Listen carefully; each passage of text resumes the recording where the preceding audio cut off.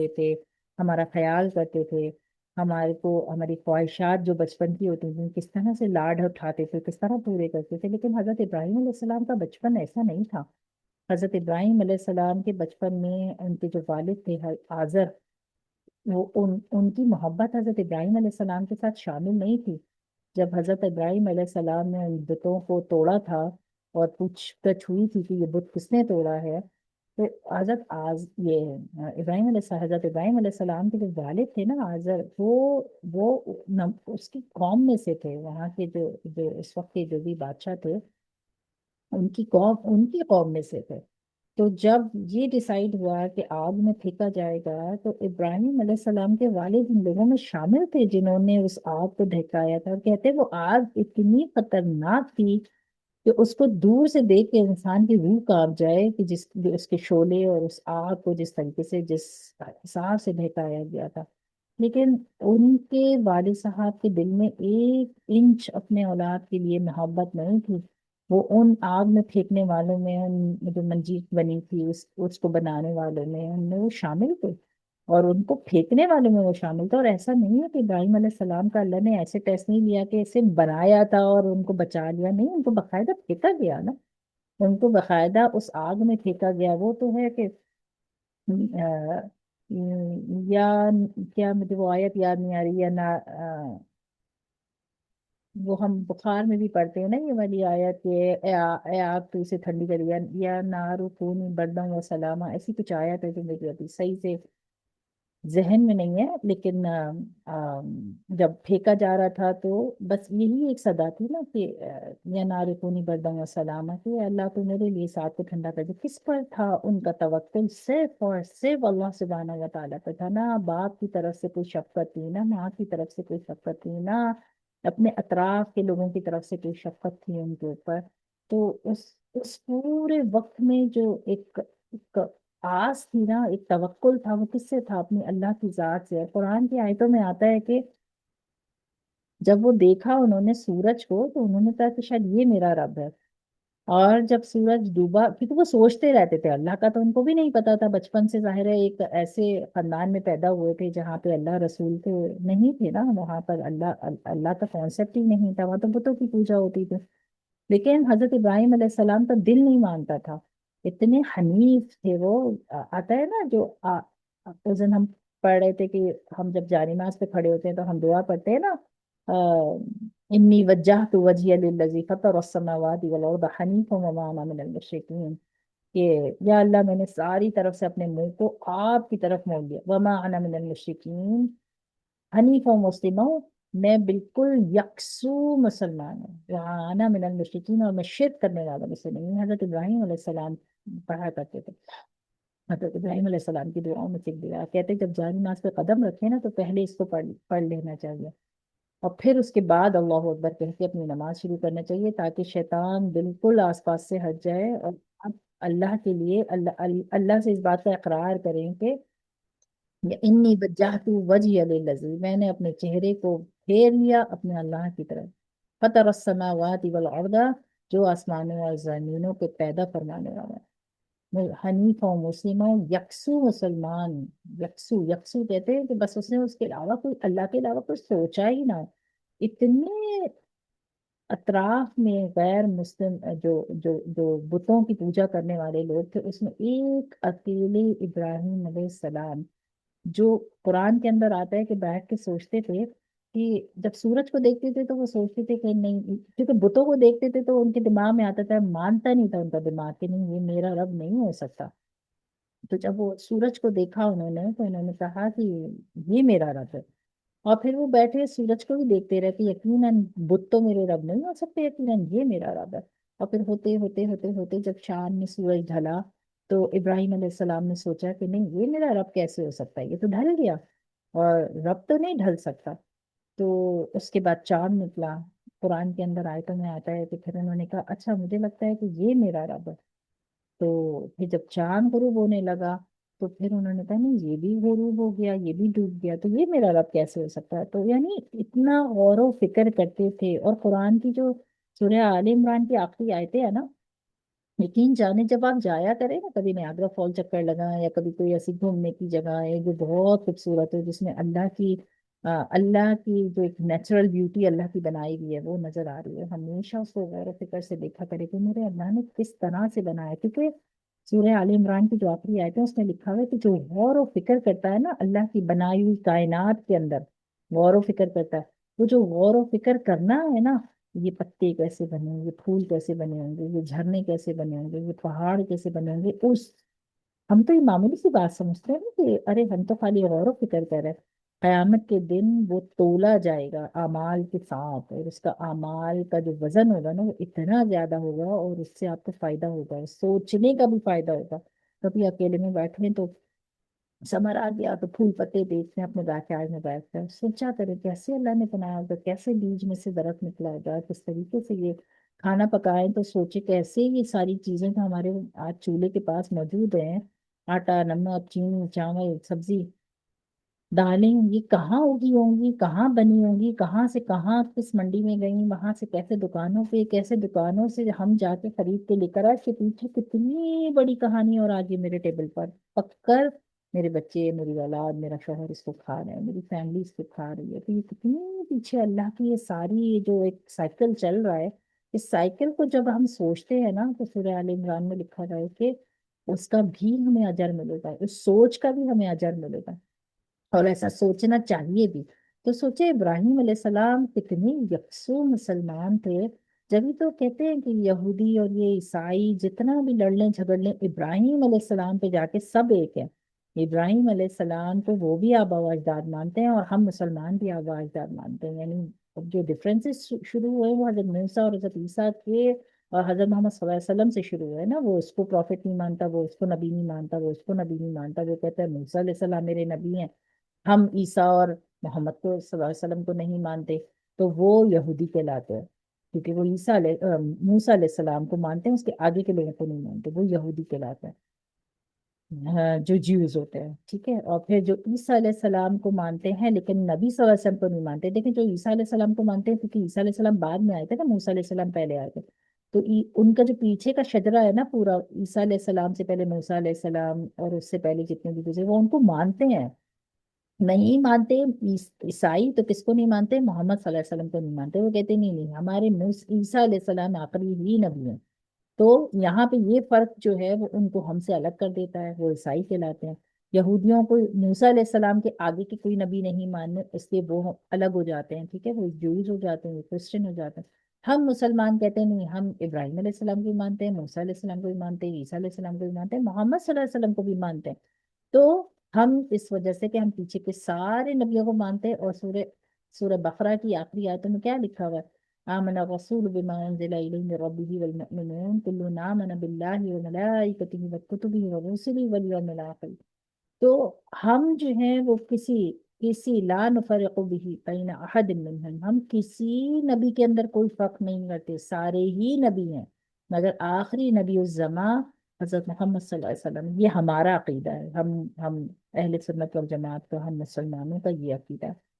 Jews वहां जाके अटक जाते हैं, ईसाई वहां जाके अटक जाते हैं, हम मुसलमान। लेकिन चाहे मुसलमान हो, वो नबी सल्लल्लाहु अलैहि वसल्लम के पीछे जो है वो उनके साथ उनको नहीं मान रहा। चाहे ईसा अलैहि सलाम के मानने वाले हों तो ईसाई हों, चाहे मूसा अलैहि सलाम के मानने वाले हों यहूदी हों, जब अपने शजरे में पीछे जाते हैं ना, इब्राहिम अलैहि सलाम के ऊपर जाके सब जमा हो जाते थे। वो भी कहते हैं हम इन्हें मानते हैं, वो भी कहते हैं हम इन्हें मानते हैं, हमारे आबा अजदाद हैं, वो भी कहते हैं कि हम इन्हें मानते हैं, हमारे आबा अजदाद हैं। क्यों? क्योंकि इब्राहिम अलैहि सलाम बहुत यकसू मुसलमान थे। अल्लाह ने उनको खलील का लक़ब इसीलिए दिया कि अल्लाह के वो सच्चे पक्के ऐसे दोस्त थे कि अल्लाह ने किसी की आजमाइश ऐसी नहीं की होगी जो इब्राहिम अलैहिस्सलाम की थी। इब्राहिम अलैहिस्सलाम अपनी हर आजमाइश में अल्लाह के बारगाह में जो है ना ऐसे मकबूल, ऐसे कबूल हुए हैं कि हम तो उसके जर्रे जर्रे के भी बराबर नहीं है। कि पहली पहली जो उनकी आजमाइश थी बाप की शफकत का ना मिलना, दूसरी आजमाइश आग में फेंके जाने वालों में बाप का भी शामिल हो जाना। सोचे हमारे जरा सा कोई तल्ख कलामी बहन भाई कर देते हैं तो कैसे दिल पे चोट लगती है ना, माँ बाप से तो हम तसव्वुर भी नहीं कर सकते कि वो हमारे से तल्ख कलामी करेंगे, या वो हमारी مصیبت کے وقت میں ہمارے زندہ ہوتے ہوئے ساتھ نہیں ہوں گے، ہم سوچ سکتے ہیں؟ ہم نہیں سوچ سکتے اس چیز کو. تو اس میں بھی ثابت قدم رہے گا. 83 سال کی عمر تک ان کو اولاد اللہ نے نہیں دی. اولاد کی دعائیں مانگتے رہے، ربی حبلی من الصالحین، دعائیں مانگتے رہے، ربی حبلی من الصالحین. کہتے ہیں وہ فرشتے نازل ہوئے. قرآن میں آتا ہے کہ حضرت ابراہیم علیہ السلام کے پاس آئے انسانوں کی شکل میں. حضرت ابراہیم علیہ السلام، اچھا حضرت ابراہیم علیہ السلام کے زمانے میں ہی حضرت لوط علیہ السلام بھی موجود تھے، لیکن حضرت ابراہیم علیہ السلام کسی اور علاقے میں تھے. لوط علیہ السلام کی جو قوم تھی، اور لوط علیہ السلام وہ کسی اور علاقے میں تھے. اللہ نے فرشتوں کو بھیجا تھا کہ ابراہیم کو خوشخبری دے دو علیہ السلام، اور لوط علیہ السلام کے پاس جو ہے وہ عذاب کی جو ہے وہ سنا دو کہ ان کے اوپر عذاب آنے والا ہے. لوط علیہ السلام کی قوم جو کچھ بھی کر رہی تھی اس کے بدلے میں ان کے اوپر عذاب بھیجنا تھا. تو اللہ نے فرشتے بھیجے، اور وہ فرشتے انسانوں کی شکل کے اندر آئے، اور آ کے انہوں نے ابراہیم علیہ السلام سے ابراہیم علیہ السلام تو سمجھے کہ کوئی مہمان ہے، کوئی راہگیر ہے، مسافر ہے. ابراہیم علیہ السلام نے جلدی جلدی بکرا پورا کٹوایا، کٹوا کے بیوی سے پکوایا، پکوا کے ان کے سامنے پیش کیا. اب جب وہ نہیں کھائے تو ابراہیم علیہ السلام پریشان ہو گئے. ابراہیم علیہ السلام نے پوچھا کہ آپ لوگ کھاتے نہیں ہیں؟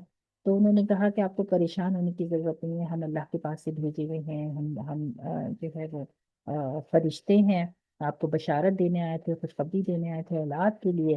تو ابراہیم علیہ السلام بہت حیران ہوتے ہیں. ابراہیم علیہ السلام کہتے ہیں میرے پاس کیسے اولاد ہوگی؟ میں تو بوڑھا ہو چکا ہوں اور میری بیوی تو بانجھ ہے.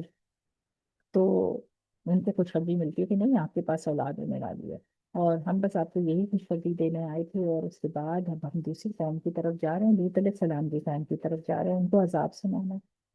لوط علیہ السلام کے پاس پہنچے تھے. پھر وہ واقعہ آپ کو معلوم نہیں ہوگا کہ لوط علیہ السلام کے پاس جب فرشتے پہنچے تو اور ان کی قوم ساری یہ فرق ہی بھول گئی تھی، مرد مرد کے ساتھ تعلق بنا رہا تھا، عورت عورت کے ساتھ بنا رہی تھی. تو وہ فرشتوں کی طرف جھک کے اور فرشتوں سے اپنا تعلق بنانے گئے. تو لوط علیہ السلام نے ان سے کہا کہ بھائی میری بیٹیاں ہیں، تو میری بیٹیوں کے ساتھ جو ہے وہ اپنا رشتہ بنا لو، ان کو چھوڑ دو، یہ میرے مہمان ہیں. تب انہوں نے فرشتوں نے ان کو بھی بتایا کہ نہیں، ہم تو فرشتے ہیں، آپ کو پریشان ہونے کی ضرورت نہیں، ہم اللہ کی طرف سے آئے ہیں. خیر بہرحال وہ ایک الگ اسٹوری ہے. ابراہیم علیہ السلام کو اللہ نے اولاد دی 83 سال کی عمر کے اندر. 83 سال کے وہ تھے جب اللہ نے ان کو اولاد دی. اور اتنی دعاؤں، اتنی منتوں، اتنی خواہش کے بعد جو اولاد اللہ نے دی، تھوڑے ہی مہینوں کے اندر اللہ نے ان کو حکم دیا کہ جائے جا کے ان کو مکہ کی وادی میں چھوڑ کر آ جائے. کہتے ہیں فلسطین سے انہوں نے سفر کیا، اور وہ مکہ کی وادیوں میں جب ان کو چھوڑنے کے لیے آئے تو کہتے ابھی آج کل تو پورا ظاہر ہے کٹ ڈاؤن کر دیا ہے نا، آج کل تو پورا حصہ صاف ستھرا کر دیا ہے تاکہ حاجیوں کو آسانی ہو جائے. ہوٹلز بن گئے ہیں، زمینوں کے اوپر ماربل لگ گئے ہیں، اتنی آسانیاں، منزلیں بن گئی ہیں. اس وقت تو ایسا نہیں تھا، اس وقت تو کالے پہاڑ، کالے سخت سیاہ پہاڑ ہوا کرتے تھے. اب وہ اونٹنی پہ بیچ میں بچے کو بٹھا کر، حضرت سارہ کو بٹھا کر، حضرت حاجرہ کو بٹھا کر آئے ہیں وہ وہاں فلسطین سے چل کے مکہ کی اس وادی کے اندر، اور اللہ کے حکم پر. لیکن اللہ نے ان کو یہ بھی ساتھ میں حکم دیا تھا کہ تم نے کچھ کہنا نہیں ہے ان سے، تم نے بس چھوڑنا ہے اور چلے جانا ہے. کتنی سخت آزمائش ہے نا کہ جو اولاد عمر کے اس حصے میں اللہ عطا کرے اور اس کے بعد اللہ کہیں کہ تم نے اس سے کچھ کہنا بھی نہیں ہے اور تم نے بس چھوڑ کے چلے جانا ہے یہاں سے. کہتے ہیں ابراہیم علیہ السلام نے ان کو اتارا، 3 دن کا کھانا پانی ان کے پاس تھا، کالے پہاڑ، اندھیرا، گپ، نہ لائٹ نہ روشنی، کچھ بھی نہیں وہاں پر، اتنے کالے پہاڑ. آپ نے صفا وغیرہ کے پہاڑ تھوڑے تھوڑے سے تو دیکھے ہی ہوں گے، تو سوچیں اب تو کٹ گئے ہیں نا، تو جب وہ اونچے اونچے ہوں گے تو کیسا اس کا حال ہوگا، کیسا اندھیرا ہونے کے بعد وہ سما ہوتا ہوگا کہ جہاں کچھ بھی روشنی نہیں، کچھ بھی نہیں، اندھیرا، ہاتھ کو ہاتھ دکھائی نہیں دیتا ہوگا، ایسا اندھیرا ہو جاتا ہوگا. اور اس جگہ پہ ابراہیم علیہ السلام کو حکم ہو رہا ہے کہ اپنی بیوی اور بچے کو چھوڑ کر چلے جائیں. ابراہیم علیہ السلام جب جہاں اتارتے ہیں ان کو اور چھوڑ کر جا رہے ہوتے ہیں تو ابراہیم علیہ السلام کو خود دل میں ہوتا ہے، پتہ ہے نہ کوئی پیڑ ہے، نہ پودا ہے، نہ پانی ہے، نہ کچھ بھی تو نہیں ہے. 3 دن کا کھانا ہے، 3 دن کے بعد کیا ہوگا ان کے ساتھ. جب وہ جا رہے ہوتے ہیں تو ان کی ان کی جو وائف ہے وہ ان کے پیچھے پیچھے پیچھے پیچھے آواز لگا رہی ہوتی، تم ہم کو یہاں کیسے چھوڑ کے جا رہے ہو، تم کیسے ہمیں یہاں چھوڑ کے جا رہی ہو، ہمیں کیوں چھوڑ کے جا رہے ہو؟ اور ابراہیم علیہ السلام زبان سے کوئی جواب نہیں دے رہے، چلے چلے جا رہے۔ سوچے آپ اپنے اوپر یہ اگر واقعہ رکھیں سچ مچ میں، اور سوچیں کیسا انسان کا دل دہل جائے نا، کہ وہ پوچھ رہی ہیں، سوال کر رہی ہیں، لیکن ان کو یہ ضرور پتا رہتا کہ یہ اللہ کے نبی ہیں، لیکن کیونکہ وہ بچے کو دیکھ رہی ہیں، اپنے آپ کو دیکھ رہی ہیں، اس جگہ کو دیکھ رہی ہیں، تو ان کے ذہن میں اور کچھ آ ہی نہیں رہا کہ ایک ہی تو آسرا ہے، وہ شوہر ہے، اور وہ چلے چلے جا رہا ہے۔ تو ایک مقام پہ جا کے جب وہ پہاڑی پہ چڑھنے لگتے ہیں تو وہ پوچھتی ہیں کیا اللہ نے آپ کو حکم دیا ہے؟ اور صرف وہ گردن ہلا کے ہاں میں جواب دیتے ہیں، اور پھر وہ وہیں رک جاتی ہیں۔ اور پھر اس کے بعد کہتے ہیں جب تک وہ پہاڑوں کے اوپر سے چڑھ کے اوجھل ہو کے چلے نہیں گئے وہاں سے، جب تک وہ ان کو دیکھتی رہتی ہیں۔ اور کہتے ہیں کہ حضرت ابراہیم علیہ السلام کے بارے میں سوچیں کہ کیسا دل ان کا ہوا ہوگا کہ اللہ نے آ، جب وہ چھوڑ کے اپنی بیوی اور بچے کو اس طرح سے اس صحرا کے اندر جا رہے تھے، وہ گرم تپتی ریت کے اوپر، اور کس کس قدموں سے وہ چل کے گئے ہوں گے نا، کس قدموں سے وہ چل کے گئے ہوں گے۔ اور پھر اس کے بعد جب حضرت ہاجرہ واپس آتی ہیں اور آ کر دیکھتی ہیں کہ اب 3 دن کا کھانا پانی ہوتا ہے، کہتے ہیں وہ پہلی رات جب وہ وہاں اکیلی تھی، کوئی آدم نہ آدم زاد، تو جب سورج ڈھلا ہوگا اور سورج ڈھلنے کے بعد جب اندھیرا ہوا ہوگا، تو کبھی کوئی تصور کرے کہ وہ کیسا وقت ہوگا، کیسی آزمائش اللہ نے دی ہوگی، ایک چھوٹا سا معصوم بچہ، اور اس کو لے کے وہ اس بڑے بڑے پہاڑوں کے بیچ میں اکیلی جاؤں، تو پتہ ہے کہ نہ کوئی کوئی نہ پانی کا نہ کھانے کا نہ سایہ نہیں، اتنی دھوپ گرمی میں کچھ بھی نہیں، اور وہاں پہ ان کو وہ رات پوری انہوں نے کیسے گزاری ہوگی، کتنی بڑی آزمائش ہے اگر سوچا جائے، اور ان کی زندگیوں سے کمپیئر کیا جائے، ہماری زندگیاں کتنی آسان ہے نا۔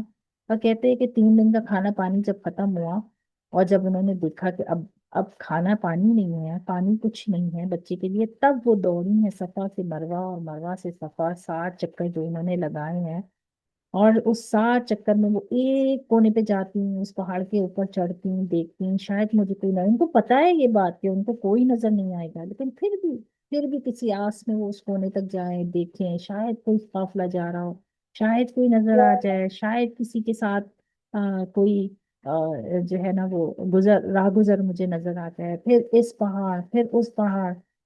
کہتے ہیں جب وہ بیچ میں بھاگتی تھی نا، وہ جو لائٹیں لگائی ہیں وہ انہی کے لیے ہیں کہ جس کے اندر وہ بھاگ رہی ہوتی تھی، اور کیوں بھاگتی تھی؟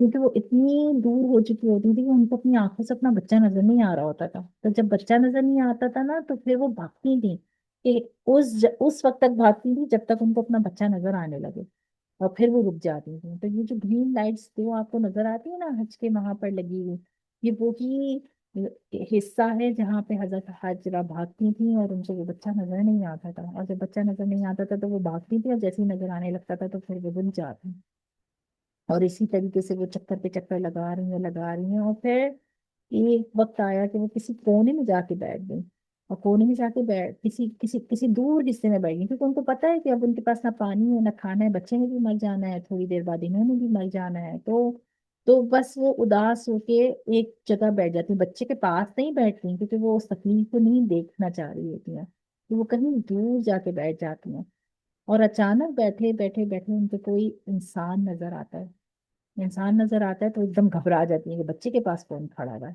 تب دوبارہ سے اٹھتی ہیں اور پھر بھاگتی ہیں اور آتی ہیں بچے کے پاس سے، جب تک وہ غائب ہو چکا ہوتا ہے۔ کہتے ہیں کہ فرشتے ہوتے ہیں وہ حضرت جبرائیل علیہ السلام غالباً، اور پھر اس کے بعد وہ ان کو پانی نظر آتا ہے وہاں پر، تو پاؤں ان کے رگڑنے کی وجہ سے، اور پھر پانی جب نکلتا ہے پھر وہ زم زم زم زم کہتی ہیں کہ رک جاؤ رک جاؤ، کہتے ہیں اگر حضرت حاجہ اس وقت زم زم زم زم نہ کہتی ہیں تو پانی کا ایک سیلاب آ جاتا، زمزم کا مطلب ہے رک جاؤ رک جاؤ، اور وہ پانی دیکھیں اللہ کی کیسی قدرت ہے کہ آج تک لوگ استعمال کر رہے ہیں، پی رہے ہیں، اتنی بڑی اس میں شفا ہے اس پانی کے اندر۔ اور یہ سارا وقت وہ گزرا، پھر وہاں قافلے آئے، ان کو وہاں پہ اب کچھ پرندے نظر آئے تو انہوں نے، کیونکہ پرندے نا صحرا میں نشانی ہوتے ہیں اس بات کی کہ یہاں کہیں کوئی پانی کا نشان ہے، تو وہ آتے ہیں پوچھتے ہیں کیا ہم یہاں پہ ڈیرا ڈال سکتے ہیں؟ ظاہر ہے ان کو تو اللہ نے تو بستی بسانا تھا نا، اللہ نے تو اپنے گھر کی تعمیر فرمانا تھا اس جگہ پر، تو وہ وہاں پہ آبادی پوری بس جاتی ہے۔ سوچیں اتنی مشقتوں کے بعد، اتنی اللہ کی آزمائشوں کے بعد جا کے وہ آبادی بسی، اور اللہ حکم دے رہے ہیں حضرت ابراہیم علیہ السلام کو کہ تم جاؤ اور جا کر تم جو ہے وہ دوبارہ سے حضرت اسماعیل علیہ السلام کو جو قربانی کا اللہ نے حکم دیا۔ اچھا کہتے ہیں کہ ایک دفعہ بیچ میں حضرت ابراہیم علیہ السلام آئے بھی تھے ان سے ملنے کے لیے، اور لیکن اللہ نے ان کو حکم نہیں دیا تھا کہ وہ اپنی اونٹنی سے نیچے اتریں، تو وہ آئے تھے ملنے کے لیے اور انہوں نے ملاقات کی اپنے بیوی بچے سے، لیکن ان کو اترنے کی اجازت نہیں تھی۔ جب ان کی بیگم نے ان سے پوچھا کہ آپ اترے، تو انہوں نے کہا کہ نہیں، اللہ کی طرف سے اجازت نہیں ہے۔ تو بس جس طرح سے وہ آئے تھے، تھوڑی دیر ملاقات کی تھی، اسی طرح سے چلے گئے۔ تو کتنی بڑی یہ بھی آزمائش ہے نا، آپ نہ بچے کو گود لے سکے، نہ پیار کر سکے، صرف آپ کو ان کو ایک دیکھنے کی اجازت ملی، پھر آپ دوبارہ لوٹ گئے۔ اور پھر دوسری دفعہ جب آپ کو حکم ہوا تو اپنے بچے کے ذبح کرنے کا حکم ہوا۔ میں جب ابھی عمرے پہ گئی تھی نا، تو اتفاق سے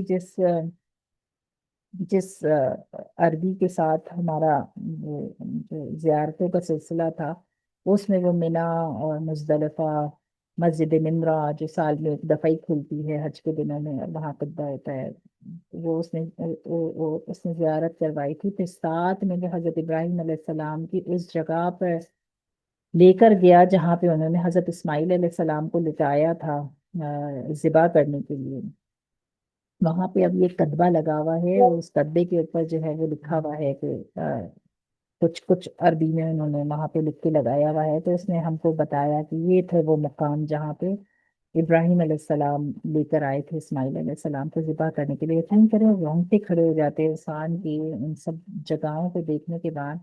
اور ابراہیم علیہ السلام لوٹ رہے ہیں تو کس قدموں سے وہ آئے ہوں گے فلسطین سے دوبارہ چل کر مکہ کی ان وادیوں میں، کہ اس بچے کو جس کو 83 سال کی عمر میں انہوں نے مانگا تھا، اور اب وہ 90 سال کے تھے، اپنے خود عمر کے اس حصے کے اندر تھے جس میں انسان کو سہارے کی ضرورت ہوتی ہے، اور اللہ اتنی بڑی آزمائش ان سے مانگ رہے ہیں 90 سال کی عمر میں۔ اور سوچے کس قدموں سے وہ چل کر آئے ہوں گے۔ ہمیں نا یہ سب واقعات سوچنے چاہیے، کیونکہ جو آج کل کے ہی واقعات ہیں، یہ حج کا یہ جو سارا اللہ نے سلسلہ چلایا ہے، یہ حج میں دیکھیں سارے ارکان ادا کرنے کے بعد صفا مروہ پہ صحیح ضرور کرنا ہے، صحیح ضرور کرنا ہے انسان کو۔ کیوں؟ کیونکہ حضرت حاجرہ، حضرت اسماعیل علیہ السلام کی یہ سب یادوں کی چیزیں ہیں کہ کیسی کیسی قربانیاں اللہ نے ان سے لیں، اور وہ اس کے اندر پورے پورے اترے۔ اور جیسے کہ حضرت محمد صلی اللہ علیہ وسلم کے پاس جب لوگ آئے اور وہ ٹیک لگا کے بیٹھے ہوئے تھے خانہ کعبہ سے، اور ان سے کہا گیا کہ ہم پہ اتنا ظلم کیا جا رہا ہے، ہمیں کیوں ہجرت کی اجازت نہیں مل رہی؟ تو نبی صلی اللہ علیہ وسلم نے کیا فرمایا تھا کہ کیا بغیر آزمائش کے جنت پا جاؤ گے؟ کیا جنت کو اتنی آسان اور سستی چیز سمجھا ہوا ہے کہ کوئی مسلمان اس کے بغیر کسی آزمائش سے گزرے ہوئے پا لے گا؟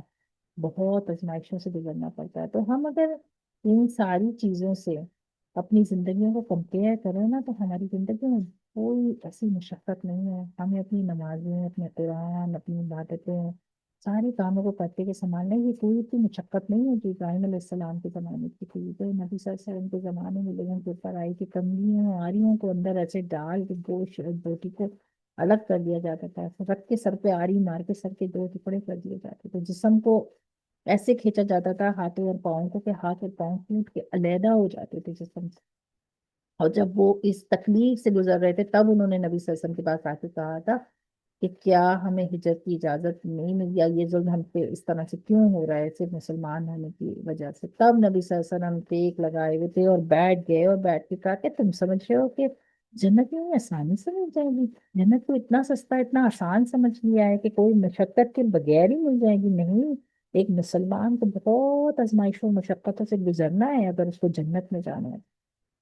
تو سوچے ابراہیم علیہ السلام تو کس قدموں سے چل کے واپس آئے ہوں گے، اور انہوں نے اپنی بیوی کو کس طریقے سے کہا ہوگا کہ بچے کو تیار کر دو، بتایا نہیں ان کو۔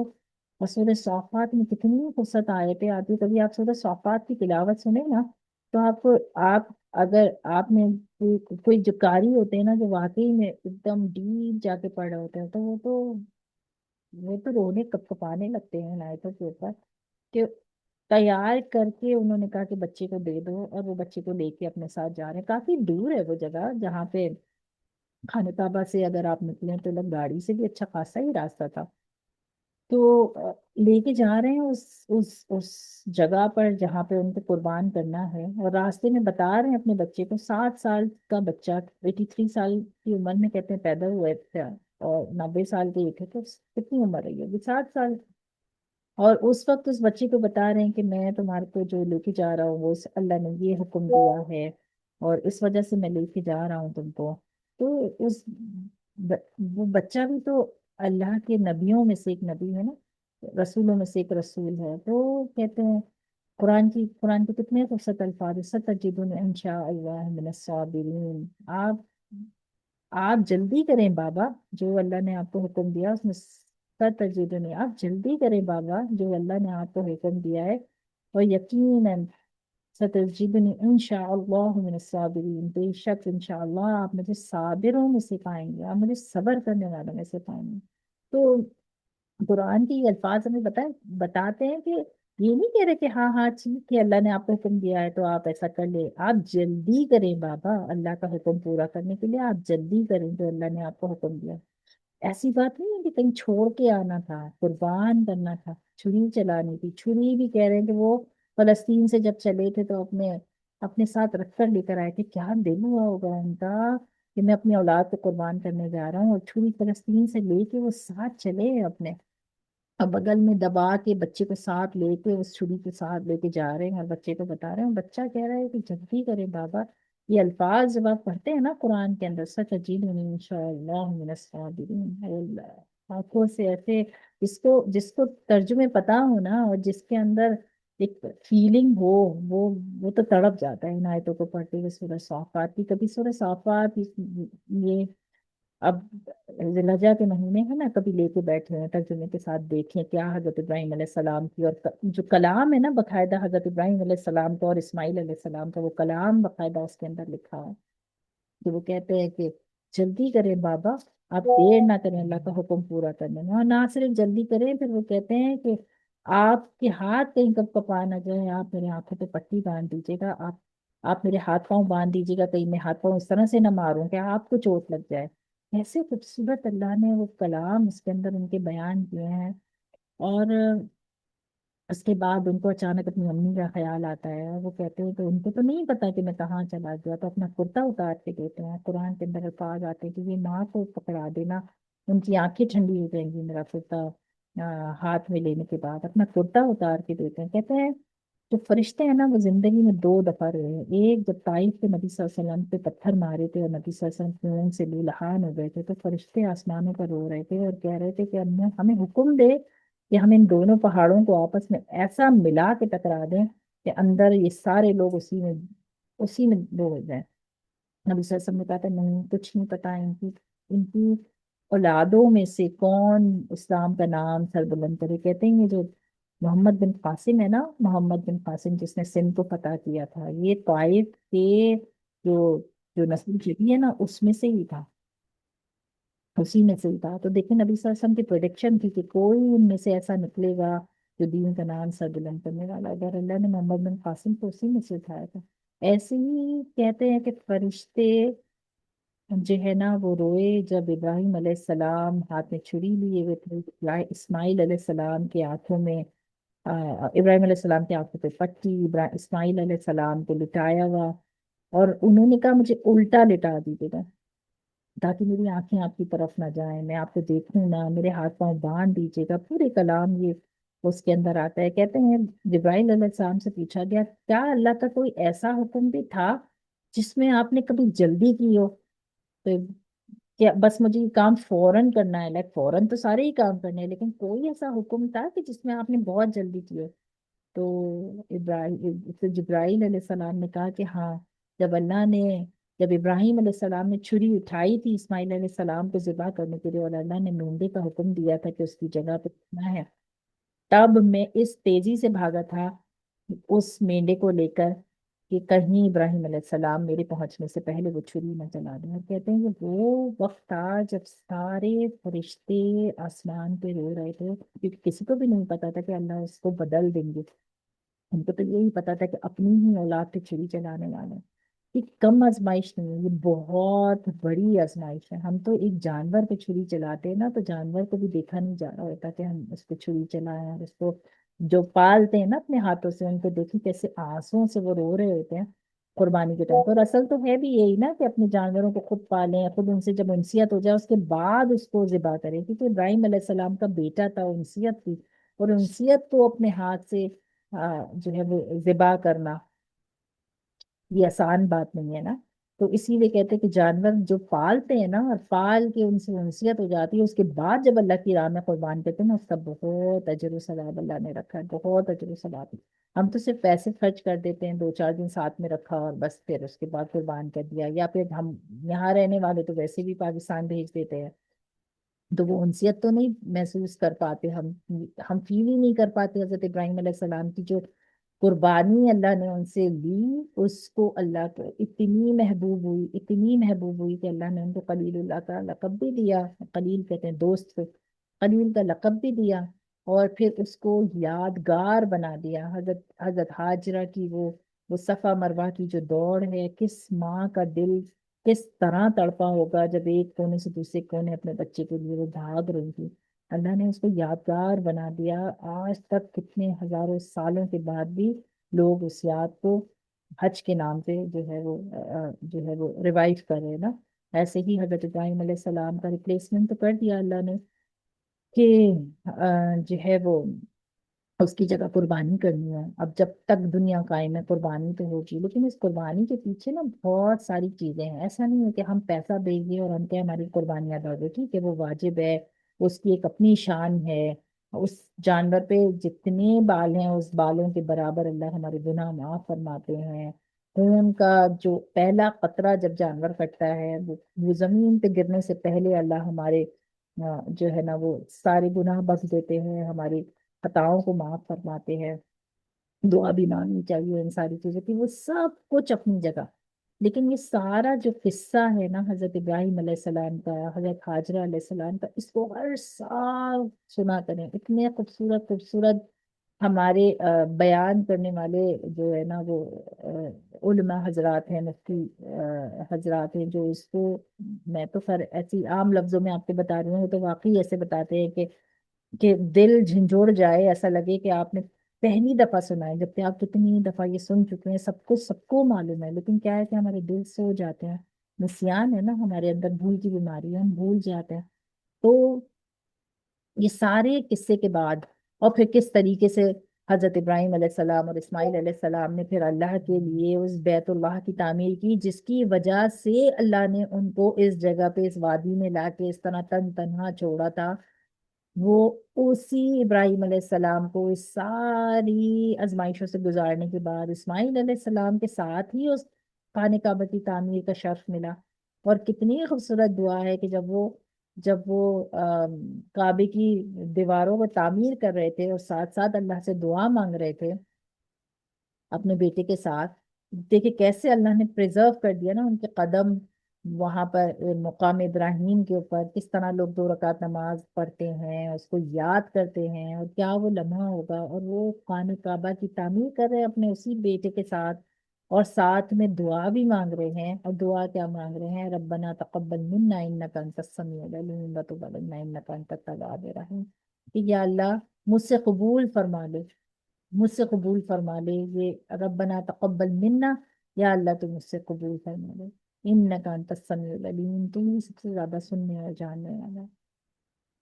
تو جب اس سے کیا پتا چل رہا ہے؟ دیکھیں خانہ کعبہ تو کتنی عظیم عظمت والی چیز ہے جس کی تعمیر ہو رہی ہے، اور اللہ انہیں سے تعمیر کروا رہے ہیں، کیونکہ اللہ نے اب یہ سلسلہ آگے چلانا تاکہ لوگ بیت المقدس پہنچے، او سوری، خانہ کعبہ پہنچے، حج کریں، صفا مروہ پہ سعی کریں، ان کی یاد کو تازہ کریں، قربانی کریں ابراہیم علیہ السلام کے اس پورے واقعے کو دل سے محسوس کر کے اس قربانی کو ادا کریں، تو اللہ انہی کے ہاتھ سے وہ تعمیر بھی فرما رہے ہیں۔ تو کتنی بڑی سعادت ہے کہ وہ خانہ کعبہ کی تعمیر فرما رہے ہیں، مگر مانگ کیا رہے ہیں؟ اے اللہ تو قبول فرما لے۔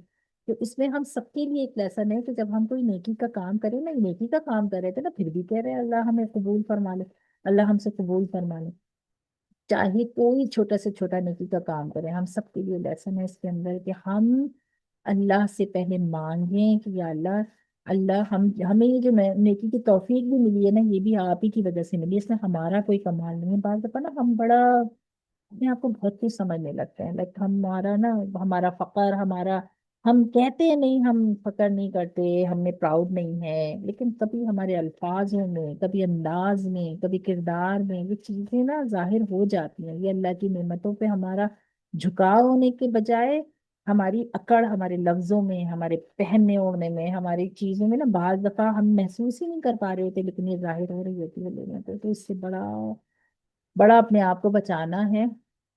और अपनी नेकियों के बाद दुआ अल्लाह से मांगनी है कि रब्बना तक़ब्बल मिन्ना इन्नका अंतस समीउल अलीम व तुब अलैना इन्नका अंतत तव्वाबुर रहीम। या अल्लाह तू ही है जो तवाब है, तौबाओं को कबूल करने वाला है, रहीम है, हमारे हर गुनाह को माफ करवाने वाला है। तो ये एक चीज हो गई। और दूसरी चीज ये कि अब इसमें जो उल्मा हमको बता रहे हैं, वो क्या लेसन बता रहे हैं कि अपने वक्त को अल्लाह की राह में लगाना। ठीक है, ये कुर्बानी का क्या एक मकसद है ना, कि अपने वक्त को बचा के अल्लाह की राह में किस तरह से लगाना है, अपने वक्त को जाया नहीं करना। और वक्त कहाँ कहाँ जाया हो रहा है, उसको जाया करने की उस वो जो पूरी एक जो आपका जो फ्रेम है उसको सोचना, और सोच के उस गलत चीजों से निकाल के अपने आप को सही जगह पे लगाना। उसमें सबसे जरूरी चीज जो आजकल के जमाने में बार बार उन्हें बता रहे हैं, वो है मोबाइल का इस्तेमाल, गॉसिप्स, फोन कॉल्स। ये चीजें हमारे वक्त को इस बुरी तरह जाया कर रही हैं कि हम आम दिनों में तो कोशिश करें इससे बचने की, लेकिन ये जो 10 दिन है ना, जो जो खास तौर पे खालिस इब्राहिम अलैहिस्सलाम की उन कुर्बानियों को याद करने के हैं, इस्माइल अलैहिस्सलाम की कुर्बानी के, हजर अलैहिस्सलाम की कुर्बानियों को याद करने के हैं। ना हम बहुत ज्यादा कसरत से तहलील और तस्बीह करें, अल्लाहु अकबर, अल्लाहु अकबर, ला इलाहा इल्लल्लाह, अल्लाहु अकबर, वलिल्लाहिल हम्द, अल्लाहु अकबर कबीरा वल्हम्दुलिल्लाहि कसीरा, सुब्हानल्लाहि बुकरतन व असीला। जिस कदर तीसरे कलमा पढ़ सकें, जिस कदर तस्बीह और तहलील कर सके, ये वक्त उसके अंदर लगा। ये इतना कीमती वक्त है। कहते हैं सूरह फजर में भी अल्लाह ने इन 10 रातों की कस्में खाई हैं, बल फज्र व लयालिन अश्र। मैं इस 10 रातों की कसम, और अल्लाह की कसम उठाना किसी चीज के बारे में कोई मामूली बात नहीं है। हमारे करने के काम क्या है? हमारे करने के काम ये है कि हम कुर्बानी तो कर लेते हैं, वो एक हमारी बहुत आसान काम है ना, पैसे दे देना और कुर्बानी का हो जाना। उस फीलिंग को लेकिन महसूस करना, इस पूरे वाक़े को उस तड़प के साथ याद करना, हजरत हाजरा की कुर्बानी को याद करना, बहैसियत माँ, हम सब माँ है ना, बहैसियत माँ अपनी आप को उस जगह पे रख के सोचना, और फिर सोचना कि हमारी जिंदगी में ये मुशक्कत तो नहीं है। तो फिर हम अपनी जिंदगियों में जो जाया होने वाले औकात हैं, खास तौर पे जो सेल फोन के ऊपर, सोशल मीडिया, कहते हैं बनाया ही इसीलिए गया है कि ये वक्त इंसान का इस तरह खा जाए कि उसकी बरकतें वक्त की सारी उसमें से गायब हो जाएं, सब कुछ उठ जाए। तो ये सोशल मीडिया का इस्तेमाल, फोनों को कॉल्स मिला के गॉसिप करना, और और इसके अलावा जो भी, ठीक है, तो वक्त को बचाए। ये 10 दिन, ये 9 दिन अल्लाह की याद में गुजारे। अल्लाह की तहलील और तस्बीह अल्लाह को सबसे ज्यादा पसंद है, सबसे ज्यादा। क्योंकि देखिए हम हज पे तो नहीं है ना, हम उन लोगों के साथ तो नहीं है, हम उन खुश किस्मत लोगों में तो शामिल नहीं है, लेकिन हम वक्त को उस तरह गुजार तो सकते हैं ना। तभी तो कहा गया है कि अगर आप कुर्बानी कर रहे हैं तो आप अपने नाखून और बाल नहीं काटेंगे इस चांद नजर आने से लेकर कुर्बानी होने तक। क्यों? क्योंकि आपको, आप हाजियों की लिस्ट में तो शामिल नहीं है, उन खुश नसीबों में तो शामिल नहीं है जो हजरत इब्राहिम अलैहिस्सलाम को उस जगह पे जाके वो उस पूरी चीज को रिवाइव कर रहे हैं। लेकिन आप बाल नहीं काट के, नाखून नहीं काट के, रोजे रख कर इस बात का अल्लाह के सामने इकरार करते हैं, बताते हैं कि या अल्लाह हम भी उन्हीं लोगों में, बेशक कि हम उस जगह नहीं गए, लेकिन हम उन लोगों में शामिल हैं। या अल्लाह हम अपने रोजे रख के इन 9 दिनों में आपको बता रहे हैं कि हम उन्हीं लोगों की तरह हैं। बेशक हम हज पे नहीं है, उस जगह पे नहीं है। देखिए, आप आम दिनों में मिना चले जाएं, मुजदलिफा चले जाएं, हजरत इब्राहिम अलैहिस्सलाम ने जहाँ ज़िबा किया था, के लिए लिटाया था, उस जगह चले जाएं, आप सफा मरवा पे सही कर लेंगे, वो उम्रा में काउंट होगी, वो हज में काउंट नहीं होगी, राइट। عرفات کے مقام پہ چلے جائیں، مینا چلے جائیں، مزدلفہ چلے جائیں، سب کچھ آپ کر لیں، لیکن وہ آپ کے حج میں کاؤنٹ نہیں ہو رہا۔ حج میں تو کاؤنٹ ہوتا ہے جب آپ اس جگہ پر ہوں اور انہی مخصوص دنوں میں ہوں جب اللہ نے وہ دن آپ کے لیے فرمائے کہ ان دنوں میں یہاں پہ ہونا اور ان ارکان کو کرنے سے آپ کا حج ادا ہوگا، ٹھیک ہے؟ تو اب نہ آپ اس جگہ پر ہیں، ٹھیک ہے، نہ ان لوگوں میں سے آپ ہیں، ٹھیک ہے، ان دنوں میں وہاں نہیں ہیں، گئے بھی تو الگ الگ دنوں میں گئے، ٹھیک ہے، لیکن آپ اپنے مقام پہ جہاں موجود ہیں وہاں آپ قربانی سے ہٹ کر کیا حصہ ڈال رہے ہیں؟ یہ تو حج کے دن ہے نا، چاہیے آپ حاجیوں کی لسٹ میں نہیں ہے لیکن آپ کو ان جیسا تو بننا ہے نا، اللہ نے حکم دیا ہے کہ ان جیسا تو بننا ہے، جبھی تو حدیث کا مفہوم ہے کہ ناخن اور بال نہیں کاٹو۔ ہم پھر یہ کیوں بھول جاتے ہیں کہ ہمیں اگر ہماری استطاعت ہے روزے رکھنے کی تو ہم روزے رکھیں، روزے رکھنے کی اگر استطاعت نہیں ہے تو پھر ہم کم از کم اپنے پورے کے پورے وقت کو ریزرو کر دیں کہ نہیں یہ حاجیوں کے حج کا مہینہ ہے، یہ ابراہیم علیہ السلام کی یاد کا مہینہ، ٹھیک ہم اس جگہ پہ نہیں ہیں، ہم ان حاجیوں کی لسٹ میں نہیں ہیں، لیکن ہم اس وقت کو بھی ویسے ہی گزاریں گے کیونکہ ہم مسلمان ہیں، ہم پہ یہ اللہ نے اس یاد کو منانے کا ذمہ تو ہم سب کو دیا ہے، ٹھیک ہے، وہ تھوڑے اور اسپیشل ہو گئے نا اللہ کے نزدیک جو حج پہ چلے گئے، ہم تھوڑے کم اسپیشل ہیں، لیکن ہم ان لوگوں میں سے تو نہ ہو جائیں جو غفلت میں ان 10 دنوں کو گزار دیتے ہیں، ایٹ لیسٹ ہم ان میں سے تو نہ ہو جائے نا۔ تو ہم کم از کم روزے نہیں رکھ رہے 9 دن کے، عرفہ کا روزہ تو بہت افضل روزہ ہے، اور عرفہ کے دن اب کلاس ہو بھی نہیں سکے گی تو آج ہی میں نے سوچا تھا اس بارے میں ہم بات کر لیں گے۔ عرفہ کا روزہ تو پیچھے کے 1 سال کے گناہ اور آگے کے 1 سال کے گناہ معاف فرما دیتا ہے۔ تو دیکھیں علماء کہتے ہیں کہ اگر خدا نہ خواستہ یا اگر اللہ نے چاہا، نہ خدا نہ خواستہ تو نہیں، اگر اللہ نے چاہا کہ آگے آپ کی زندگی نہ ہو، یہی سال آپ کا آخری ہو، اور ہو سکتا ہے آپ نے عرفہ کا روزہ رکھا ہو تو آپ کے پچھلے سال کے تو سارے گناہ معاف ہو گئے تھے، اگلے سال کے جو گناہ آپ کے معاف ہونے تھے اس سے پہلے انتقال ہو گیا تو وہ سارے آپ کی نیکیوں میں کاؤنٹ ہو جائیں گے نا۔ تو عرفہ کا روزہ تو اتنا مطلب اتنا مقدس اتنا ضروری روزہ ہے کہ اس کو بھی ضائع نہ کریں۔ عام یہ 9 دن کہتے ہیں کہ رمضان میں تو شب قدر ایک رات میں آتی ہے نا، یہ اللہ کو اتنے محبوب دن ہیں، ابراہیم علیہ السلام کے واقعات انہی دنوں میں اس لیے ہوئے، یہ اتنے محبوب دن ہیں، اتنے محبوب دن کہ ان کے 9 دن شب برات کے برابر ہے، شب قدر کے برابر ہے 9 دن، ہر رات شب قدر کے عبادت کے برابر ہے، ہر دن روزہ رکھ کے اللہ کی یاد میں ان حاجیوں کے ساتھ ہونے والے دن ہیں، ٹھیک ہے؟ تو انشاءاللہ اپنی قربانی ہم ہم ابراہیم علیہ السلام والی قربانی تو نہیں دے سکتے، ہم حضرہ علیہ السلام والی قربانی تو نہیں دے سکتے، لیکن ہماری قربانیاں کیا ہے؟ ہمارے وقت کا صحیح استعمال ہے۔ آج کل کی جو قربانی ہے نا وہ پیسہ نہیں ہے، آج کل کی جو قربانی ہے وہ صدقہ خیرات نہیں ہے، آج کل کی قربانی کیا ہے؟ اپنے وقت کا صحیح استعمال، شعور والا استعمال۔ ہر آدمی مرنے سے پہلے تو اللہ سے کہہ ہی دے گا اللہ بس پورا جو زندگی میں گزر گیا اس کو معاف فرما دے، اور یقیناً اللہ معاف بھی فرمائیں گے، لیکن ہو سکتا ہے کہ جہنم کی جو ہم نے پچھلی کلاس میں بات کی تھی کہ جہنم کے راستے گزر کے انسان جنت کی طرف جائے، جب ہم دعا پڑھ رہے تھے تو ہم نے مانگا تھا نا کہ ہو سکتا ہے جہنم کے راستے گزر کے ہم جنت کی طرف جائیں، تو پھر کیوں ہم ایسے اعمال رکھیں؟ کیا ہماری جسم میں اتنی طاقت ہے کہ ہم جہنم کی اس آگ کو، جس میں دیواریں، چھت اور زمین سب آگ کی بنی ہوئی ہوگی، ایک اوون والا ماحول ہوگا جو ایک اوون میں ہوتا ہے، لیکن اوون میں تو پھر بھی آگ نظر نہیں آ رہی ہوتی ہے تو چاروں طرف ڈبہ آگ کا ہی ہوگا، تو کیا ہماری جسم باقی مطلب یہ اذیت برداشت کرنے کے قابل ہے؟ تو پھر ہمیں کس بات کی اکڑ ہے؟ ہم کیا زندگی گزار رہے ہیں اپنی پیچھے کی زندگی میں نا؟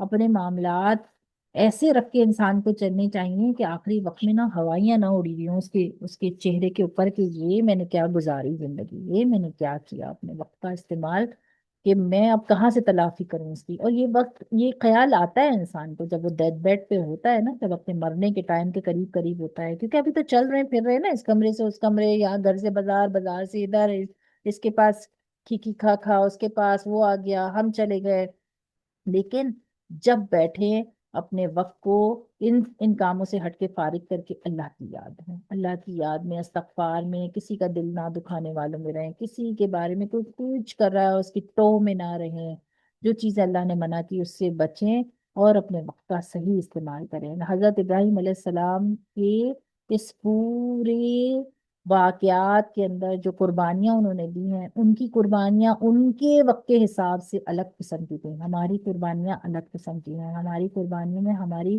اتنی ڈسٹریکشن ہے، ٹی وی ڈرامے، کم سوشل میڈیا، فیس بک، انسٹاگرام، اسنیپ چیٹ، یوٹیوب، اللہ جانے نہ جانے کیا کیا کیا کیا چیزیں۔ تو یہ ساری چیزیں ہمارے وقت کو بھی کھا رہی ہیں، ہمارے مقصد کو بھی ختم کر رہی ہیں، ہماری سوچ کے اندر ایک ایسا بلینکٹ ڈال دیتی ہے کہ ہمیں احساس کا مادہ ہمارے اندر سے نا سو گیا ہے۔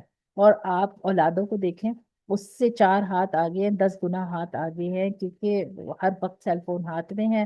تو وہ ایمان کو نا، ایمان کی جو لذت ہے اس کو کھا جا رہا ہے، وہ احساس جاگنے ہی نہیں دے رہا۔ نمازوں کی لذت ختم، قرآن پڑھنے کی لذت ختم، دین کی باتیں کرنے کی لذت ختم، دین کی باتوں میں مزہ لینے کی لذت ختم، کیونکہ جب ہم یہ واقعات پڑھیں گے ہی نہیں، بیٹھیں گے ہی نہیں، ہمارے دل کوئی جھنجھوڑے گا ہی نہیں، تو ہمیں کہاں اس میں مزہ آئے گا؟ ہمیں مزہ ہی نہیں آئے گا۔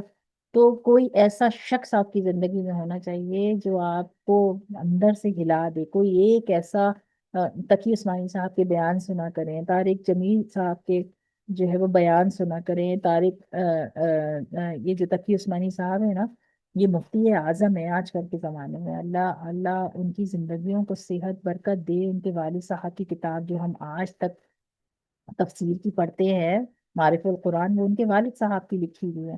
ان کی چھوٹی آسان ترجمے کی تفسیر کی کتابیں جو ہم پڑھتے ہیں، یہ شیخ الاسلام ہے۔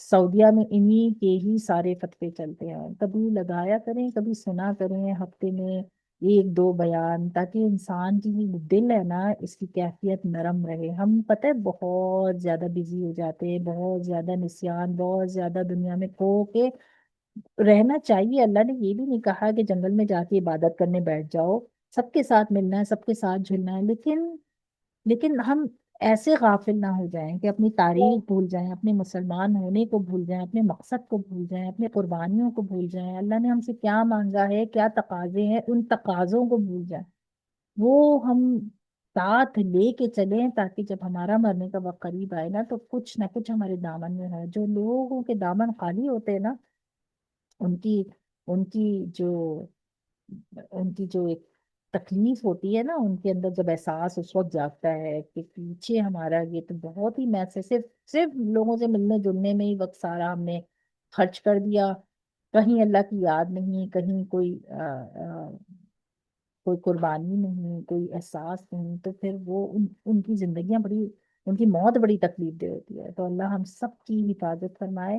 اور یہ سارے یہ جو 9 دن ہے نا، یہ ان واقعات کو بیٹھ کے یاد کرنے کے ہیں، بار بار سننے کے ہیں۔ کوئی کسی انداز میں بتاتا ہے، کوئی کسی، میں نے کسی انداز میں بتایا، آپ کسی کا سنیں گے وہ کسی اور انداز میں بتائے گا، تو ہر انداز دل کو تھوڑا سا الارم دینے والا ہوتا ہے، جھنجھوڑنے والا ہوتا ہے، ایمان کی کیفیت کو یہاں سے اٹھا کے اوپر لے جانے والا ہوتا ہے۔ تو پھر انسان اپنے طور پہ عزم کرتا ہے کہ ہاں یار، وقت ضائع ہو رہا ہے، وقت غلط جگہ استعمال ہو رہا ہے۔ اللہ نے ہمیں اس طرح سے استعمال کرنے کا حکم نہیں دیا تھا جس طرح سے ہم استعمال کریں۔ تو اللہ بس کہنے سننے سے زیادہ انشاءاللہ ہم سب کو عمل کی توفیق عطا فرمائے۔ کم از کم ہم ان 9 دنوں میں اپنے سیل فون کا استعمال کم سے کم کریں، زبان کم سے کم لوگوں کے ساتھ ملاقات اور بات چیت میں لگائیں، کیونکہ دیکھیں غیبت برائیاں کب شروع ل- آپ کی باتوں میں ہوتی ہیں، آپ کو احساس بھی نہیں ہوتا۔ اور یہ 9 دن ان غیبت برائیوں میں کسی کی کرنے کرانے کے نہیں ہے، کسی کی مدد کر دی، کسی کے کام آ گئے، اس حد تک بات کرنا تو ٹھیک ہے، لیکن کم گو رہیں، کم بات کریں ان 9 دنوں میں،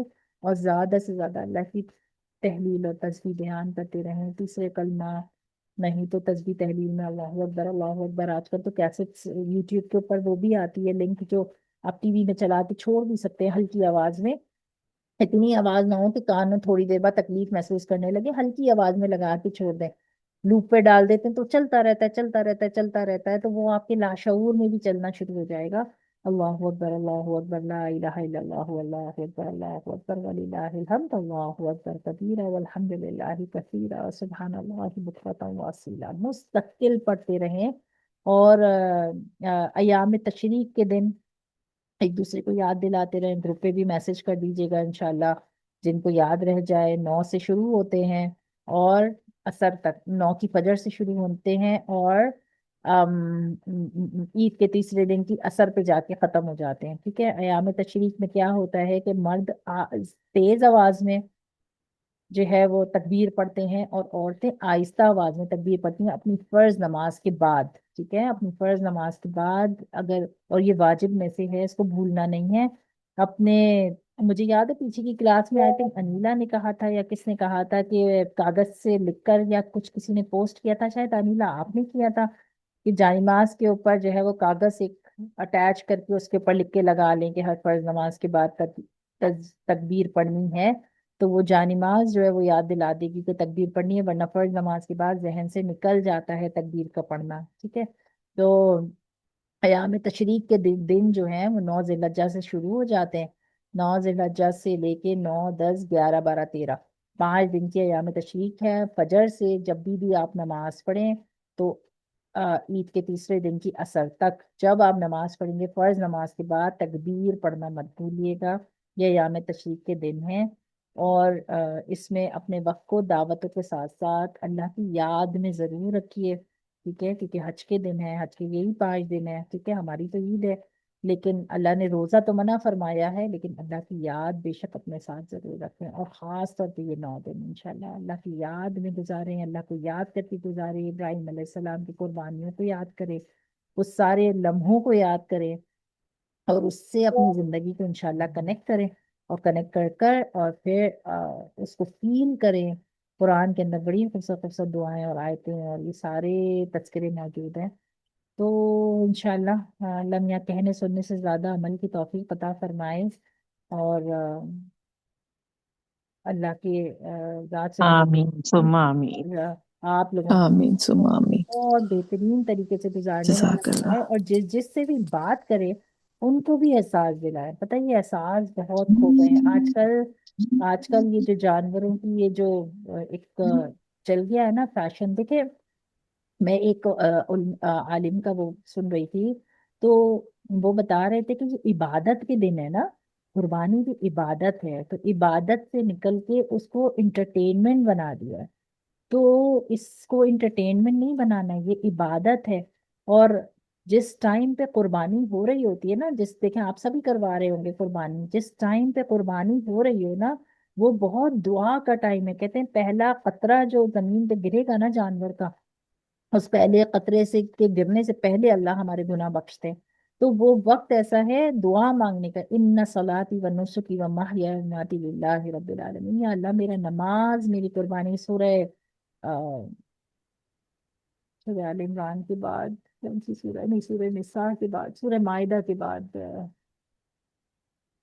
دیکھو مجھے ذہن میں نہیں آ رہی، یا سورہ مائدہ کی آخری آیتیں ہیں یا سورہ مائدہ کے بعد والی جو سورہ اس کی آخری آیت، ان صلاتی و نسکی و محیای و مماتی للہ رب العالمین، ان صلاتی میری نماز، بے شک میری نماز، و نسکی اور میری قربانی، للہ رب العالمین اللہ رب العالمین کے لیے ہے، تو یہ دعا ہے، ان صلاتی و نسکی و محیای و مماتی، اور میری زندگی، و محیای اور میری زندگی، و مماتی اور میری موت، للہ رب العالمین، یہ چاروں چیزیں اللہ کی امانت ہے اور اللہ رب العالمین کے لیے ہے، کیا؟ میری نماز، میری قربانی، قربانی صرف جانور کی قربانی نہیں، یہ جیسے میں آپ کو بتا رہی ہوں نا وقت کی قربانی، کسی کے کام آنا، کسی کی ہیلپ اپ کر دینا، اپنے وقت کا غلط استعمال نہ کرنا، سوشل میڈیا پہ ان خاص ان دنوں میں کم سے کم جانا، یہ بھی ایک قربانی ہے، عادت پڑ گئی ہے نا ہم سب کو اپنے سیل فون کے اوپر اپنے ہاتھ چلانے کی، تو وہ ہاتھ کم سے کم چلائیں، ٹی وی کم سے کم لگائیں، بات کم سے کم کریں، یہ بھی تو ایک قربانی ہے نا، تو ونسکی اور میری قربانی، و محیای و مماتی اور میری موت، اور مماتی اور میری زندگی، للہ رب العالمین، یہ چار چیزیں اللہ کی امانت ہے، موت بھی اللہ کی امانت ہے، زندگی بھی اللہ کی امانت ہے، قربانی اور جو نمازیں ادا کرتے ہیں یہ بھی اللہ کی امانت ہے، ان چار کی اللہ ہمیں حفاظت کرنے والا بنایا، تو یہ دعا ہے، تو اس ٹائم پہ دعا مانگے جس ٹائم پہ قربانی کا وقت ہے، اس ٹائم پہ وہ شور شرابہ، شور ہنگامہ، کہتے ہیں جب گوشت کھا رہے ہوں، جب دعوت منا رہے ہوں، اس ٹائم پہ سارا وہ مزہ کر لے، لیکن جس تو قربانی کا ٹائم ہے نا، وہ تو ابراہیم علیہ السلام کی یاد میں ایک کتنے بڑے واقعے کے پیچھے ہم یہ قربانی، اللہ نے تو صرف ہم سے جانور کی قربانی مانگی نا، اللہ نے یہ تو کہا نہیں کہ اپنے اگر 4 بیٹے ہیں تو ان میں سے ایک کو قربان کر دو، جیسے ابراہیم علیہ السلام نے کیا ویسے تم بھی کرو، نہیں اللہ نے تو جانور قربان کرنے کے کہا، لیکن ہے تو عبادت نا، ہے تو اس کی نشانی جو اللہ نے ہم کو بتائی ہے، تو اس کو بہت عظمت سے، احترام سے، اللہ کی سے دعا مانگتے ہوئے عاجزی کے ساتھ ادا کرنی ہے، کیونکہ یہ قربانی ہے، یہ ایک عبادت ہے جو ہم حضرت ابراہیم علیہ السلام کی یاد میں اللہ نے ہم پہ جو فرض قرار دی وہ ہم ادا کر رہے ہیں، ٹھیک ہے؟ تو اس کو اسی عزت و احترام کے ساتھ ادا کرنی ہے، ان جانوروں کو زیور پہنا کے اور ان کی وہ کیٹ واک کروا کے اور ان کا وہ شو آف کروا کے، اور اس کو جو انٹرٹینمنٹ جس لیول پہ ٹی وی میں دکھا رہے ہیں یا سوشل میڈیا پہ دکھا رہے ہیں، یہ سارا عبادت کا جو ایک نچوڑ تھا نا، جو ایک روح تھی، وہ تو نکل گئی، وہ تو نکل گئی، عبادت اب عبادت تو نہیں رہی، وہ تو انٹرٹینمنٹ بن گئی نا۔ تو انٹرٹینمنٹ نہیں بنانا ہے اس کو، عبادت کو عبادت ہی کی جگہ پہ رکھنا ہے۔ اور کہتے ہیں کہ جو قربانی کا گوشت ہے نا، یہ کھانے سے اتنا ایمان کی تازگی ملتی ہے، اتنی ایمان کی تازگی ملتی ہے، تو بچوں کو لازمی لازمی لازمی یہ قربانی کا گوشت ضرور کھلائیں، اس سے ایمان کی جو ہے وہ صحت اور سلامتی جو ہے وہ باقی رہتی ہے، اور ضرور ضرور اس ٹائم پہ دعا مانگیں۔ دوسری ایک اور دعا ہے، وہ مجھے یاد نہیں آ رہی، ہاں، ربنا تقبل منا انک انت السمیع العلیم، ابراہیم علیہ السلام کی دعا، انک انت التواب الرحیم، وصلی اللہ تعالی علی خیر خلق محمد وعلی آلہ وصحبہ اجمعین۔ اوکے، تو یہ جو ربنا تقبل منا انک انت السمیع العلیم وتب علینا انک انت التواب الرحیم دعا ہے حضرت ابراہیم علیہ السلام کی، یہ اللہ مجھ سے قبول فرما لی، قربانی جو میں دے رہا ہوں نا، اس قربانی کو قبول فرما لے۔ تو اپنے گھر والوں کو بھی بتائیں، جہاں جہاں قربانی کرنے کے لیے کہا ہے نا، جہاں جہاں پیسے بھیجے ہیں آپ نے، ان کو بتائیں کہ میری قربانی کے ٹائم یہ دعا پڑھنا میرے لیے، اور آپ مجھے بتانا کون سے ٹائم پہ قربانی ہو رہی ہے، تاکہ ہم بھی اس ٹائم پہ اپنی دعاؤں کو مانگ سکیں۔ اگر سونے کا ٹائم ہے، قربانی سے ٹائم ہو رہی ہے کہ بالکل ہی اور ٹائم ہے، تو پہلے سے مانگیں اللہ سے، نماز جب اپنی عید کی پڑھ لیں اس کے بعد مانگیں۔ اور دوسری ایک چیز اور ذہن میں رکھیں کہ یہ بھی ایک بہت بڑا مسئلہ ہے کہ اگر آپ پاکستان میں بھیج رہے ہیں اپنے قربانی کے پیسے، ویسے تو اس سال تو سب کی ایک ٹائم پہ ہو رہی ہے، لیکن پھر بھی اگر پاکستان کی جو قربانی ہے وہ 10 گھنٹے پہلے ہو جاتی ہے ہمارے ٹائمنگ سے، ٹھیک ہے؟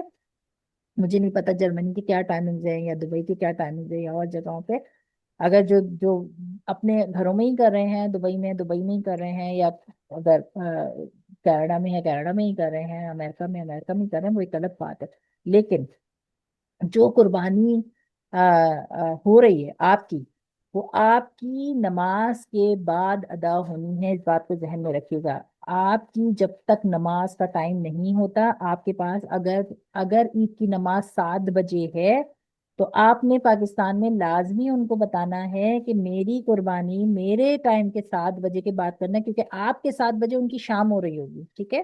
اور اگر انہوں نے آپ کی قربانی صبح میں کر دی تو آپ کی قربانی ادا نہیں ہوگی، کیونکہ آپ کی اذان نہیں ہوئی تھی عید کی، ٹھیک ہے؟ یہ ایک بہت بڑا مسئلہ ہے جو لوگوں کو پتہ نہیں ہوتا، اور اس کی وجہ سے ان کی قربانی بھی ادا نہیں ہوتی۔ تو اس بات کو ذہن میں رکھیے گا کہ جو لوگ اپنے پیسے پاکستان یا انڈیا بھجواتے ہیں، تو ان کو بتائیں کہ ہماری قربانی یا تو دوسرے دن کریں، یا تو اگر پہلے دن کریں تو انتظار کریں جب ہم آپ کو بتائیں کہ ہماری نماز ہو گئی ہے، نماز کا ٹائم ہو گیا ہے، بے شک آپ نے نماز پڑھی یا نہیں پڑھی، لیکن عید کی نماز کا ٹائم داخل ہو گیا ہے، اس کے بعد آپ کی قربانی ہوگی۔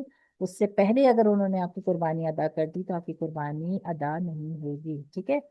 کچھ مسالک کے اندر یہ بھی کہا جاتا ہے کہ جو ہے وہ گھر کا ایک بندہ اگر قربانی ادا کر دیتا ہے تو سب کی طرف سے ادا ہو جاتی ہے، ٹھیک ہے؟ لیکن ہم اہل سنت والجماعت جو امام ابو حنیفہ کو فالو کرتے ہیں، ان کے نزدیک ہر انسان جس کے پاس اتنی رقم ہے، سال بھر تک رہی، سال بھر تک نہیں رہی، وہ تو زکوٰۃ کے لیے، سوری، جو حج کا جو قربانی کا وقت ہے، اس وقت آپ کے پاس اگر اتنی اماؤنٹ موجود ہے یا اتنا زیور موجود ہے کہ اگر آپ اس زیور کو بیچیں تو قربانی ادا ہو سکتی ہے، تو آپ نے قربانی کرنی ہے۔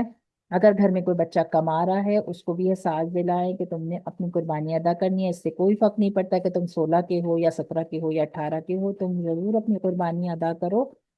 اور قربانی ایک اتنا عظیم عظیم عظیم جو اللہ نے رکھا ہے، تو تو انسان اس میں اپنا حصہ ضرور ضرور بڑھ چڑھ کے ڈالے، لیکن اس بات کا ضرور خیال رکھے کہ قربانی، بعض دفعہ ایسا ہوتا ہے پاکستان میں آپ نے پیسے بھیج دیے، ان کی عید پہلے ہو گئی، ان کی نماز پہلے ہو گئی، اور وہ لوگ تو نماز سے آتے ہی 7 بجے 8 بجے اپنا جانور ذبح کر دیتے ہیں، رائٹ، اور آپ کا رہ جاتا ہے، مطلب آپ کی تو عید کی نماز نہیں ہوئی ہوتی ہے، آپ کی بعد میں ہو رہی ہے عید کی نماز، حالانکہ وہاں بھی بدھ ہے یہاں بھی بدھ ہے، لیکن کیونکہ ٹائم ڈفرینس کی وجہ سے ان کی پہلے ہو رہی ہے، آپ کی اذان نہیں ہوئی اور انہوں نے قربانی ادا کر دی، ٹھیک ہے، تو پھر آپ کی قربانی نہیں ہوگی۔ تو آپ یہ مسئلہ بھی ذہن میں رکھیں، جب پیسے بھیجیں تو ضرور ضرور ضرور ریمائنڈ کروائیں ان کو کہ ہماری نماز کے بعد آپ نے قربانی کرنی ہے، اور اگر وہ نہ تیار ہوں تو پھر وہاں حصہ نہ ڈالیں، کسی اور کے پاس ڈالیں جو عید کے دوسرے دن کر رہا ہو یا شام میں کرے، تاکہ آپ کی قربانی بھی صحیح طریقے سے ادا ہو جائے، دعاؤں کا اہتمام کریں اس ٹائم پہ، اپنے جانور کے شو آف کے لیے منع کریں، اس کو قربانی کی طرح ان کو بتائیں کہ قربانی ہے، قربانی ہی کی طرح انشاءاللہ ادا کریں، ٹھیک ہے، اور یہ سب چیزوں کا انشاءاللہ خیال بھی رکھیں۔ اللہ میاں کہنے سننے سے زیادہ ہم سب کو عمل کی توفیق عطا فرمائے، اور ان وقتوں کی قدر کرنے والا،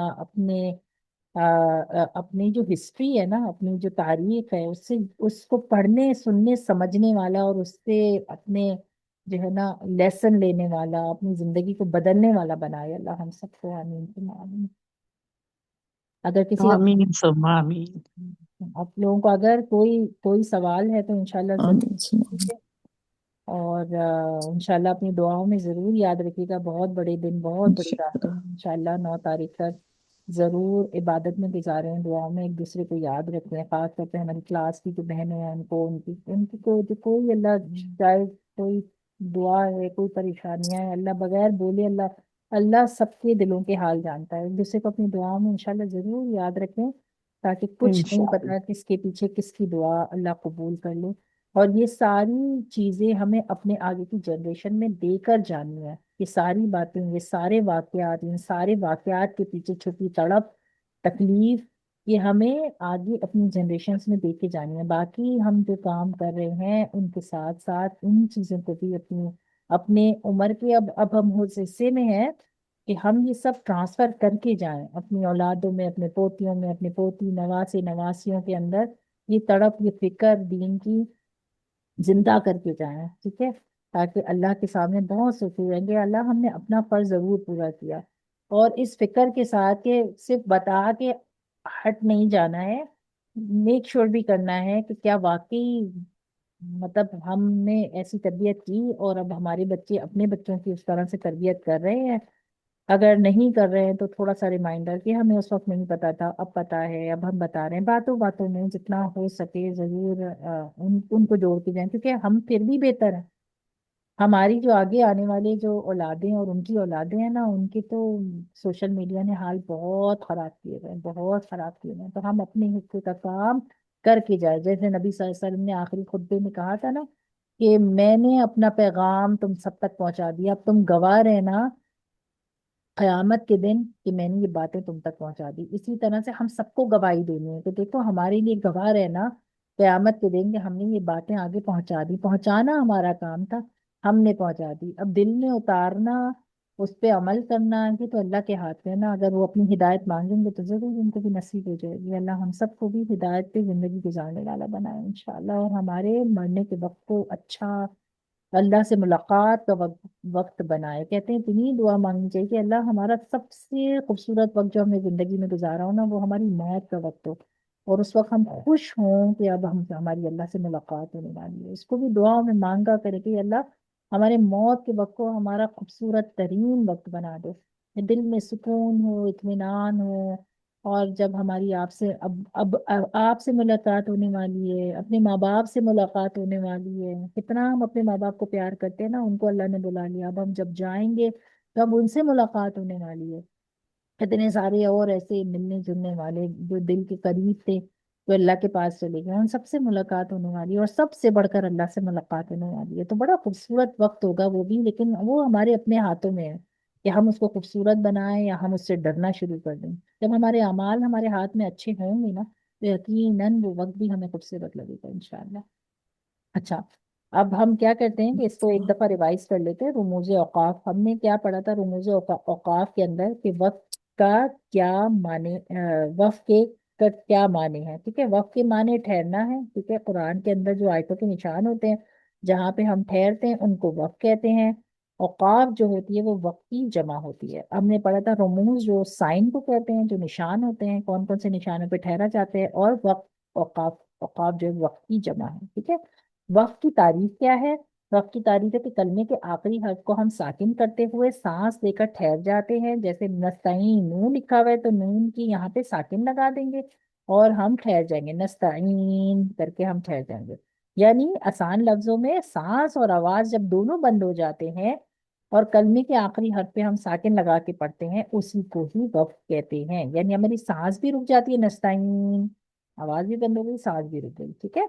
جیسے اگر ہم پڑھتے ہیں الحمد للہ رب العالمین الرحمن الرحیم مالک یوم الدین ایاک نعبد، تو میں نے اس دن آپ کو بتایا تھا یہ طریقہ غلط ہے، کیونکہ آواز ساکن تو لگا رہے ہیں ہم، الحمد للہ رب العالمین نہ لکھا ہوا ہے تو عالمین پڑھ رہے ہیں، الحمد للہ رب العالمین الرحمن الرحیم مالک یوم الدین، تو ایکچولی ہم عالمین تو پڑھ رہے ہیں، ساکن تو لگا رہے ہیں، لیکن تین کنڈیشن پوری کرنی ہے۔ لفظ کے آخر میں ساکن لگا کے رکنا ہے، آواز بھی ٹھہرانی ہے، اور سانس بھی بند کرنی ہے۔ یہ تین چیزیں جب پوری ہوتی ہیں تب آپ کا وقف ادا ہوتا ہے، ورنہ آپ کا وقف ادا نہیں ہوتا۔ تو یہ نمازوں میں بھی خیال رکھیں، جب آپ سورہ فاتحہ کی تلاوت کر رہے ہوتے ہیں تو آپ کی سانس بھی رکنی چاہیے، آواز بھی بند ہونی چاہیے، اور آخری حروف کو ساکن کر کے بھی پڑھنا چاہیے۔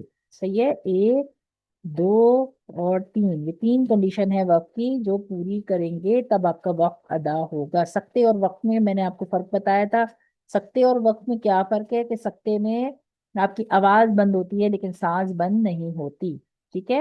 اور وقت کے اندر سانس اور آواز دونوں بند ہو جاتی ہے، ٹھیک ہے؟ تو یہ اس کا اور اس کا فرق ہے، ٹھیک ہے؟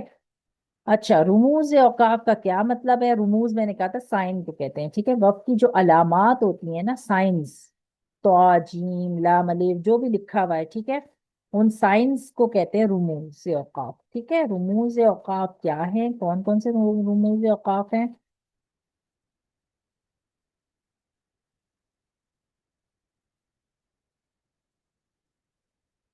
رموز اوقاف کیا ہیں؟ رموز اوقاف یہ ہم نے یہ بھی پڑھا تھا کہ رموز اوقاف کون سے ہیں؟ آیت کا نشان، وقف لازم، وقف مطلق، وقف جائز، وقف مجوز، ٹھیک ہے؟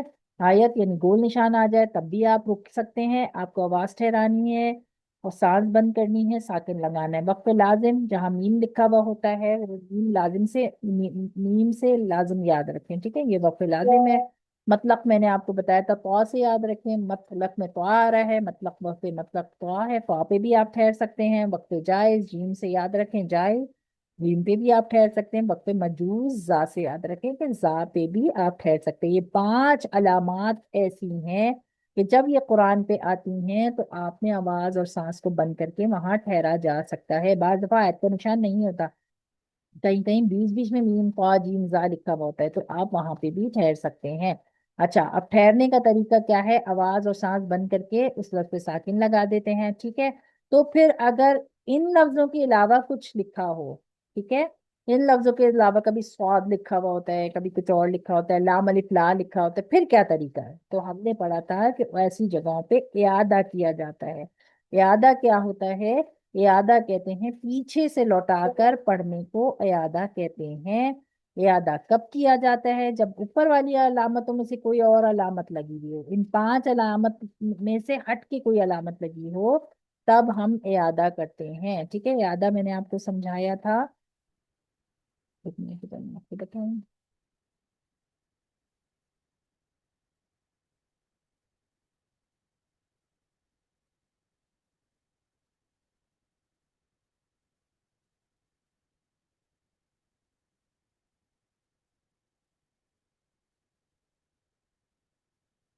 اعادہ میں نے آپ کو بتایا تھا کہ فرض کریں کہ یہ آیت ہے لمبی، یہاں سے شروع ہو رہی ہے، میری اسکرین نظر آ رہی ہے نا آپ کو؟ پیچھے سے پلٹا جی کے جی پڑھنے کو اعادہ کہتے ہیں۔ جی ہاں، نظر پیچھے آ سے رہی۔ پلٹا کے پڑھنے کو اعادہ کہتے ہیں، ٹھیک بات ہے۔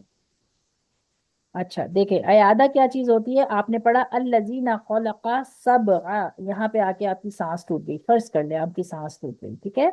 تو آپ کی سانس ٹوٹ گئی تو اعادہ کسے کہتے ہیں؟ اب آپ اس لائن سے آگے نہیں پڑھیں گے، کیونکہ یہاں پہ نہ کوئی قا تھا، نہ جیم تھا، نہ ذاتا کوئی بھی مجوز اوقاف نہیں تھا، رموز اوقاف نہیں تھا، ٹھیک ہے؟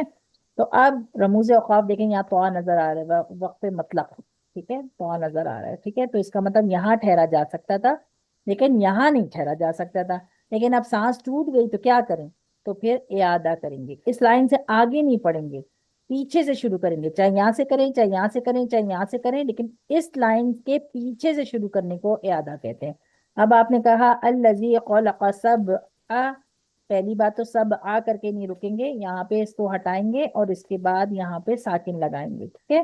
تو سب، ٹھیک ہے، الذی خلق سب، رکے، اب ہم نے کیا کرنا ہے، ان دونوں سائنس کو، ان کو کیا کرنا ہے، پی یہاں پہ اسٹاپ کیا تھا تو اب یہاں ہی کہیں پیچھے سے خلق سبع سے بھی شروع کر سکتے ہیں، سبع سے بھی شروع کر سکتے ہیں، سبع سماوات طباقا، تو جب ہم پیچھے سے پڑھتے ہیں اس پیچھے سے لوٹانے کو، پیچھے سے پڑھنے کو اعادہ کہتے ہیں، ٹھیک ہے؟ اب آپ دیکھیں یہاں پر آیت کا نشان ہے، یہ رموز اوقاف ہے، یہاں ٹھہر سکتے ہیں، تو رموز اوقاف ہے یہاں ٹھہر سکتے ہیں، یہاں پہ لام الف لا لکھا ہوا ہے، یہ رموز اوقاف ہے؟ نہیں، یہ نہیں ہے، رمز ٹھیک ہے، اوقاف یہ نہیں۔ رموز اوقاف نہیں ہے، یہاں پر آپ ٹھہر نہیں سکتے ہیں، ٹھیک ہے؟ آج نیچے کہیں پہ یہ دیکھو،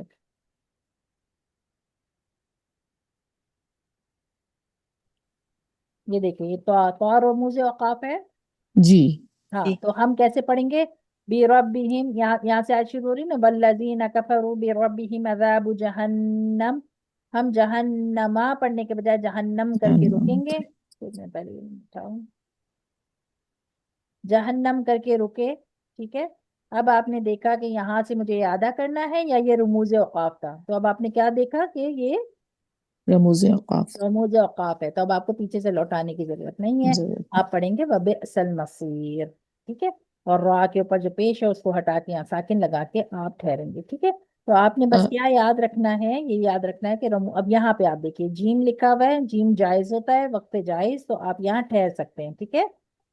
جی لیکن یہاں پہ لام الف لا لکھا ہوا تھا، لیکن کیونکہ آیت بھی ہے تو آپ یہاں ٹھہر سکتے ہیں، اگر آیت نہیں ہوتی صرف لام الف لا ہوتا تو پھر آپ کو دیکھیں یہاں پر دیکھیں آیت نہیں ہے، ٹھیک ہے؟ آیت نہیں ہے، لام الف لا لکھا ہوا ہے، تو اب یہاں پہ آپ کو کیا کرنا پڑے گا؟ اعادہ اعادہ عہدہ۔ کرنا پڑے گا، پیچھے سے لوٹا کے کرنا پڑے گا، اچھے سے آپ کو یہ سمجھ آ گیا؟ جی، سائمہ ایک بات پوچھنی تھی، اگر سانس ٹوٹے تو اعادہ کریں، اگر یہ سائن آئے تو بھی اعادہ کرنا ہے؟ آپ جب رکیں گی نا، دیکھیں اگر میں یہاں پڑھ رہی ہوں نا، قولوا جی بلا قد جاءنا نذیر فکذبنا وقلنا، میں پڑھتی ہی چلی گئی تو میں نے رو کر کے آگے ملا لیا، لام ٹھیک الف ہے لام میں آپ ملا سکتے ہیں، ٹھیک ہے؟ ٹھیک ہے، صحیح ہے، لیکن جب اگر آپ کی سانس ٹوٹ جائے گی نا تب آپ کو اعادہ کرنا، تب اعادہ کرنا ہے، ہاں ٹھیک ہے؟ ٹھیک ہے اگر آپ پڑھ ٹھیک کے ہے۔ نکل جائیں تو اعادہ کی ضرورت نہیں ہے، بعض دفعہ یہ جو آیت پہ لام الف لا لکھا ہوا ہے نا، یہ جی لام الف لا اسی لیے لکھا ہے کہ لام الف لا کا مطلب ہوتا ہے آپ ملا سکتے ہیں، تو آپ جو جیسے حافظ وغیرہ ہوتے ہیں نا تو وہ تو کافی کافی سارا سارا ایک ساتھ پڑھتے ہیں نا، تو ایسے پڑھا جا سکتا ہے، اذا او القوا فیہا سمعوا صحیح، لها شہیقا وہی تفور تکاد تمیز، یہاں پہ تفورو پڑھ کے آپ آگے نکل سکتی ہیں، اور رکنے کی صورت میں آپ یہاں ساکن لگائیں گے، ٹھیک ہے ٹھیک ہے؟ ٹھیک ہے، بالکل سمجھ میں آ لیکن گیا، لام جزاک الف لا اللہ کی آیت ہونی چاہیے، اگر لام الف نہیں ہے تو مینس پھر مت ملائیں، اوکے؟ جو آپ تیسرے پارے میں جب دیکھیں گی نا تو آپ کو بہت جگہ آیتوں پہ لام الف لکھا ہوا نظر آئے گا، لام الف لا کی آیتوں میں آپ ملا سکتی ہیں، ٹھیک ہے؟ تو ملا کے ٹھیک، بھی آپ چھوٹی چھوٹی آیتوں کو جوڑ کے آگے بڑھ سکتی ہیں، پھر آپ اس وقت ساکن نہیں لگائیں گے، ٹھیک ہے؟ لیکن اس پہ ٹھہر سکتے ہیں، ہاں ٹھہر ہاں، بھی آیت سکتے ہے ہیں، نا، آیت آیت ہے کا نشان ہے نا، بالکل، تو آپ ٹھہر بھی سکتے ہیں، اور ٹھہر جانا بہتر ہے، آیت کو بہتر ہے، کہیں بیچ میں سے توڑے، اس سے بہت بہتر ہے کہ ہر رموز پہ ٹھہر کے وہیں پہ ہی سانس کو ٹھیک کر لیا جائے، کیونکہ سانس تو ٹوٹے گی نا، کوئی بھی جی انسان تین چار لائنیں تو ملا کے نہیں پڑھ سکتا، تو جہاں جہاں رموز آ رہے ہیں بہتر یہ ہے کہ اپنے طرف سے توڑ توڑ کے پڑھنے سے آیتوں کو بہتر ہے کہ رموز پہ ٹھہر جایا جائے نا، بالکل، جزاک اللہ ٹھیک ہے؟ جزاک اچھا، ہم نے یہ پڑھا تھا، میں نے آپ کو اس دن یہ کروایا تھا حرکات کا، یہ تین حرکات ہیں، فتح دمہ کسرہ، ٹھیک ہے؟ پہلا دیکھیں یہ زبر پہ ختم ہو رہی ہے، فتح پہ ختم ہو رہی ہے، دوسری زیر پہ ختم ہو رہی ہے، ٹھیک ہے؟ اور تیسری پیش پہ ختم ہو رہی ہے، ٹھیک ہے؟ تو آپ نے کیا کرا، زبر ہٹایا اور زبر کی جگہ پہ یہ یہاں پہ دیکھیں دکھا رہے ساکن لگا دیا، تو ذالکا کیا بن جائے گا؟ ذالک ذالک بن جائے گا۔ یومی لکھا ذالک ہوا ہے تو یومی کے نیچے سے زیر ہٹا کے ساکن لگائیں گے تو دیکھیں کیا بن جائے گا؟ یوم یوم یوم یوم، ٹھیک ہے؟ اور میں نے آپ کو یوم بتایا تھا کہ کھینچ کے رکنا ہے، کیونکہ آخری لفظ سے پہلے اگر لین ہوگا یوم لین یا مدہ لین ہوگا تو کھینچ یا کے رکتے ہیں، مدد ٹھیک ہے؟ کھینچ کے سٹاپ کرتے ہیں۔ اچھا، نعبدو، یوم تو نعبدو کے دال پہ سے پیش ہٹائی تو کیا بن نعبد گیا؟ نعبد۔ تو اب آپ نے یہ نعبد خیال رکھنا ہے وقت کی حالت یہ ہے، نعبد دیکھیں یہ جو ملا کے پڑھنا ہے نا یہ وصل کی حالت کہلاتی ہے، ٹھیک ہے؟ اور جو رک کے پڑھتے ہیں وہاں ساکن لگا دیتے ہیں وقت کی حالت۔ تو آپ دیکھ رہے ہیں کہ وصل اور وقت کو کس طرح سے ادا کیا جاتا ہے، ٹھیک ہے؟ تو میں نے آپ کو حرکات اس دن بتایا تھا، آج میں آپ لوگوں کو تنوین بتا دیتی ہوں۔ اس میں دو زیر ہے، اس میں دو پیش ہے، ٹھیک ہے؟ تو اب انہوں نے دو زبر نہیں بتایا کیونکہ دو زبر کا پڑھنے کا طریقہ الگ ہوتا ہے، وہ الگ سے پڑھیں گے ہم، ٹھیک ہے؟ مختومن، تو دو زیر ہٹا کے یہاں پہ ساکن لگا دیا تو اب کیا ہوگا؟ مختوم مختوم ہاں، کیونکہ یہاں پہ واو مدہ آ رہا ہے، ٹھیک ہے؟ تو کھینچ کے رکنا ہے۔ قرآن، نون کے اوپر سے دو پیش ہٹا کے کیا بن گیا؟ قرآن قرآن، ٹھیک ہے؟ قرآن قرآن رسولہ، تو جب ہی کے نیچے سے ہم نے زیر ہٹایا تو کیا بن گیا؟ رسول دیکھیں دیکھیں، ایک منٹ ایک منٹ ایک منٹ ایک منٹ، رسولی دیکھیں یہ جو ہا کے نیچے کھڑی زبر لگی ہوئی ہے اس کو ہٹا کے یہاں ساکن لگا دیا، ٹھیک ہے؟ کھڑی زبر، اب یہ کھڑی زبر کا رول بتا رہے ہیں، کھڑی زبر الٹا پیش کا رول بتا رہے ہیں کہ کھڑی زبر اور الٹا پیش۔ تو کھڑی زبر میں سے جب ساکن ہٹا، کھڑی زیر ہٹا تو ساکن لگ گیا، تو کیا بنا؟ پڑھنے میں کیا بنے گا؟ رسول نہیں رسول نہیں نہیں، لام کے بعد ہا بھی تو ہے نا، ہا کیوں نہیں پڑھی؟ رسول نہیں، رسولی ہاں، لام ہا رسولی لی ہو جائے گا نا، لام ہا رسولی زیر لی، را زبر را، سین با پہ سو، رسو، لام ہا زیر رسول لی۔ انجیتی دیکھیں یہاں پہ دیکھیں، رسول را زبر را، سین با پہ سو، رسول، لام زیر لی، رسولی، ہا کھڑی زیر ہی، رسولی رسول رسولی ہی۔ مگر جب رسولی ہا کی کھڑی زیر کو ہٹا کے آپ ساکن لگائیں گی تو را زبر را، سین با پہ سو، رسول، لام ہا زیر رسولی لی، ہاں رسولی، ساکن ہو جائے گا ٹھیک ہے؟ رسولی، تو کھڑی زیر جب رسولی ہٹی رسولی ہے، رسولی ہاں تو کھڑی زیر جب انہوں نے ہٹائی تو آپ کو بتایا کہ کھڑی زیر ہٹانے سے کس طرح سے سٹاپ ہوتا ہے۔ اب الٹا پیش ہٹانے سے کیسے سٹاپ ہوتا ہے؟ الٹا پیش رسول کی جگہ یہاں پہ انہوں نے ساکن کو لگا دیا، یرا یراہو، اب یہاں پہ کیا بنا؟ یرا یرا یرا یرا، ٹھیک ہے؟ ہا کو پڑھنا ہے، راہ ہا زبر راہ، یرا، یرا ٹھیک ہے؟ اب یہ یرا بتا رہے ہیں، ہاں، اور اب یہ بتا رہے ہیں مسفراتن، تا کے اوپر دو پیش ہے، ٹھیک ہے؟ گول تا کے اوپر دو پیش ہے، تو جب دو پیش ہٹتی ہے تو ساکن کا نشان آ ایک جاتا ہے۔ پیش تو مسفراتن کیا، اچھا دیکھیں یہ رول ایک اور یاد رکھیں کہ جب تا ہا ہوتی ہے نا، تا اور ہا، تو جب آپ ہٹاتے ہیں تو تا کی دو ڈاٹ بھی ہٹاتے ہیں اور سائن بھی ہٹاتے ہیں۔ گول تا جو ہوتی ہے وقت کی صورت میں ہا میں بدل جاتی ہے اور جی سائن تو بدلتے ہی بدلتے ہیں، تو یہ یاد رکھیں کہ اگر آخر میں ہا پہ ختم ہو رہا ہے تا کے ساتھ تو دو چیزیں چینج کرنی ہوتی ہے، سائن تو چینج کرنی ہوتی ہے، تا بھی ہٹ جاتی ہے۔ سمجھ آئی بات؟ صحیح جی جی صحیح جب تا پہ کوئی چیز رک رہی ہے، ہا تا اور ہا پہ کوئی چیز رک رہی ہے تو صرف ہا کو باقی چھوڑ دیتے ہیں، باقی سب کو ہٹا دیتے ہیں، تا کو بھی ہٹا دیتے ہیں، اور کیونکہ دو چیزیں آ گئی نا اب یہاں پہ، تا اور ہا، آخر میں تو ہمیں ایک ہی چیز رکھنی ہے، تو اب کس کو ہٹائیں؟ جی تو کہہ رہے تا کو ہٹا دو اور اس کے جو نشان ہیں ان کو ہٹا دو، ٹھیک ہے؟ تاکہ ایک چیز باقی رہے وقت کے اندر۔ تو آپ کو پتا ہو کہ آپ کو را کو کس کے ساتھ ملانا ہے، ورنہ تو آپ را کو تا سے ملائیں گے، ہا سے ملائیں گے، دو چیزوں سے تو نہیں ملانا ہے نا۔ تو آپ اس طرح سے یاد رکھیں کہ تا ہٹ جائے گی اور دو سائن بھی ہٹ جائیں گے، صرف ہا باقی رہ جائے گی۔ تو مسفراتن کا وقت کیا ہوگا؟ مسفرہ مسفرہ مسفرہ مسفرہ، ٹھیک ہے؟ ہا مسفرہ بن جائے گی، صحیح ہے؟ اب انہوں نے دیکھیں اوپر مسفرہ چھوڑا تھا ऊपर यहाँ पे आप देखें, दो जेर के बारे में बताया था, दो पेश के बारे में बताया था, दो जबर के बारे में नहीं बताया था, क्योंकि दो जबर पे ना अलग रूल अप्लाई होता है। तो अब दो जबर का रूल बहुत ध्यान से, एक जबर रह जाएगा। हाँ, दो जबर का रूल बहुत ध्यान से सुने कि दो जबर, और बच्चे जब कुरान पढ़ाती हूँ ना ये मिस्टेक बहुत करते हैं, यानी उनका कुरान आखिरी तक पहुंच जाता है, जब जबर पे वक्फ कर रहे होते हैं ना दो जबर पे, तो फिर वो गलत वक्फ कर रहे होते हैं। तो इसको जरा ध्यान से सुन लें कि अलिफ है ना, अलिफ कहीं भी नहीं जाने वाला है, अलिफ को हमने पढ़ना है। दो जबर में जी, से एक जबर हटाते हैं, एक एक जबर को जबर, छोड़ देते एक हैं, जबर। और अलिफ नहीं हटाते। अब देखें, दो जेर और दो पेश में अलिफ नहीं है, तो इसके ऊपर से आपने निशान हटा दिया और साकिन लगा दिया। लेकिन दो जबर में आपको हमेशा अलिफ नजर आएगा, और बाज दफा नहीं भी होता। ठीक है, तो दिमाग में आपको रखना है कि अगर अलिफ हो या नहीं हो, आपने अलिफ को वहां पे रखना है। बाकी चाहे अलिफ नहीं भी लगा हुआ, पढ़ने में रहता है मौजूद। दो जबर में से एक जबर हटेगा और एक जबर रह जाएगा। अब वाह बन, तो क्या बनेगा? अबवाबा और बाब मद्दा है, खींच के पढ़ेंगे। अब वाह बा। अबवाबा। ठीक है, समझ आ गया यहाँ तक ये? जी बहुत जी, अच्छा, बहुत जी, अच्छा। अब खड़ी जबर का बता। खड़ी जबर का हमने, खड़ी जेर का हमने देख लिया था कि इन्होंने हटा दिया था। अब खड़ी जबर को देख लें, जिसके आखिर में या पे लफ्ज खत्म हो रहा होता है। ठीक है, यस। अगर किसी लफ्ज के आखिर में या पे खड़ी जबर के साथ लफ्ज खत्म हो रहा होता है, तो फिर आपने उसका वक्फ चेंज नहीं करना होता, खड़ी जबर अच्छा, वैसी की वैसी ही पढ़ी जाती है। यस। बीच में ना हाँ, सारी चीजें हाँ, लिखी हुई भी हैं, खड़ी जबर वैसी की वैसी ही पढ़ी जाएगी। पढ़ी यस जाएगी। आ, तो इसका वक्फ भी क्या यस होगा? आ आ आपको यस याद रखना है कि यहाँ पर कुछ भी नहीं हटाते।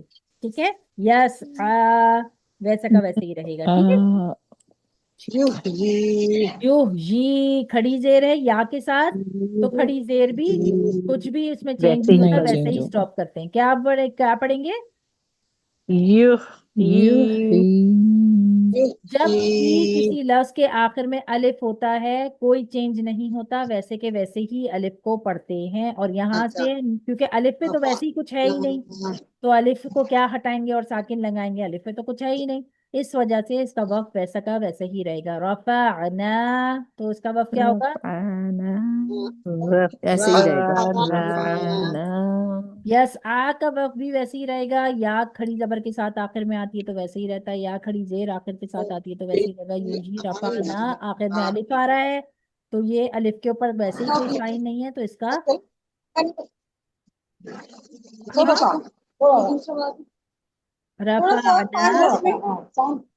इसका वक्त भी वैसे ही रहेगा। ठीक है, अच्छा अब देखें, अगर या है, ठीक है, यहाँ पे व्हीकल, कोई भी साइन नहीं है, लाम पे जबर आ रही है, ठीक है, बगैर हरकत के या है, ठीक है, हरकत है ही नहीं कोई भी, ना जेर है ना जबर है ना पेश है या के ऊपर, तो पहले जबर हो, अगर या से पहले वाला जबर हो, वक्त में खड़ी जबर के बराबर लंबा करके पढ़ेंगे, क्योंकि देखें जबर था ना, तो जबर को हटा के या से पहले खड़ी जबर लगा दिया है मैंने। ठीक है, और इसको थोड़ा सा खींच के पढ़ देंगे, रब्बिकल आला। रब्बिकल क्या होगा? आला। मास्टर गाजी रब्बिकल आवाज म्यूट आला करें।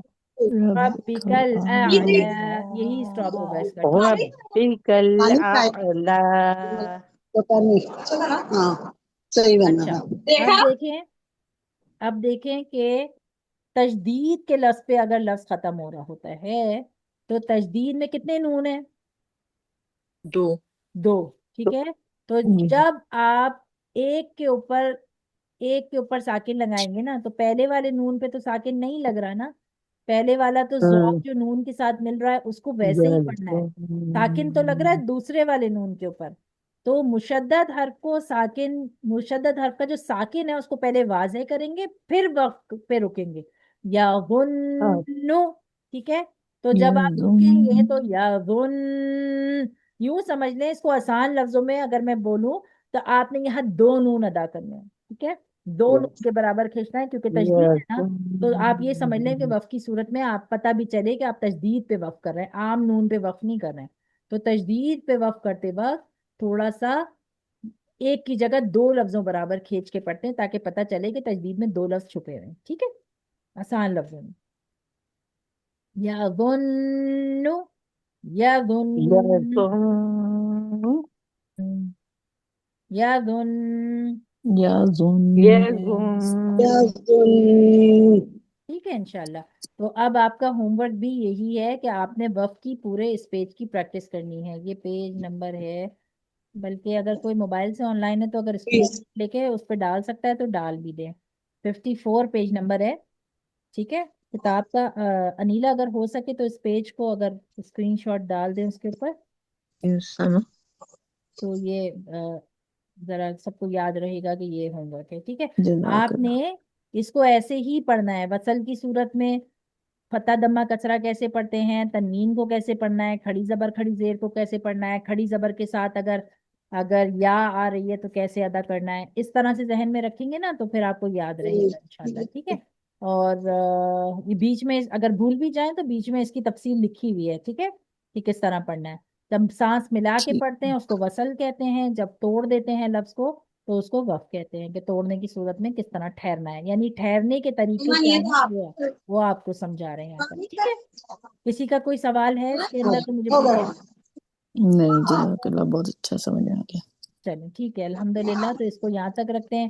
اور ذی الحجہ کے بارے میں کسی کا کوئی سوال ہے، کوئی ایسی بات کوئی ذہن میں ہے تو انشاءاللہ ضرور بتائیے.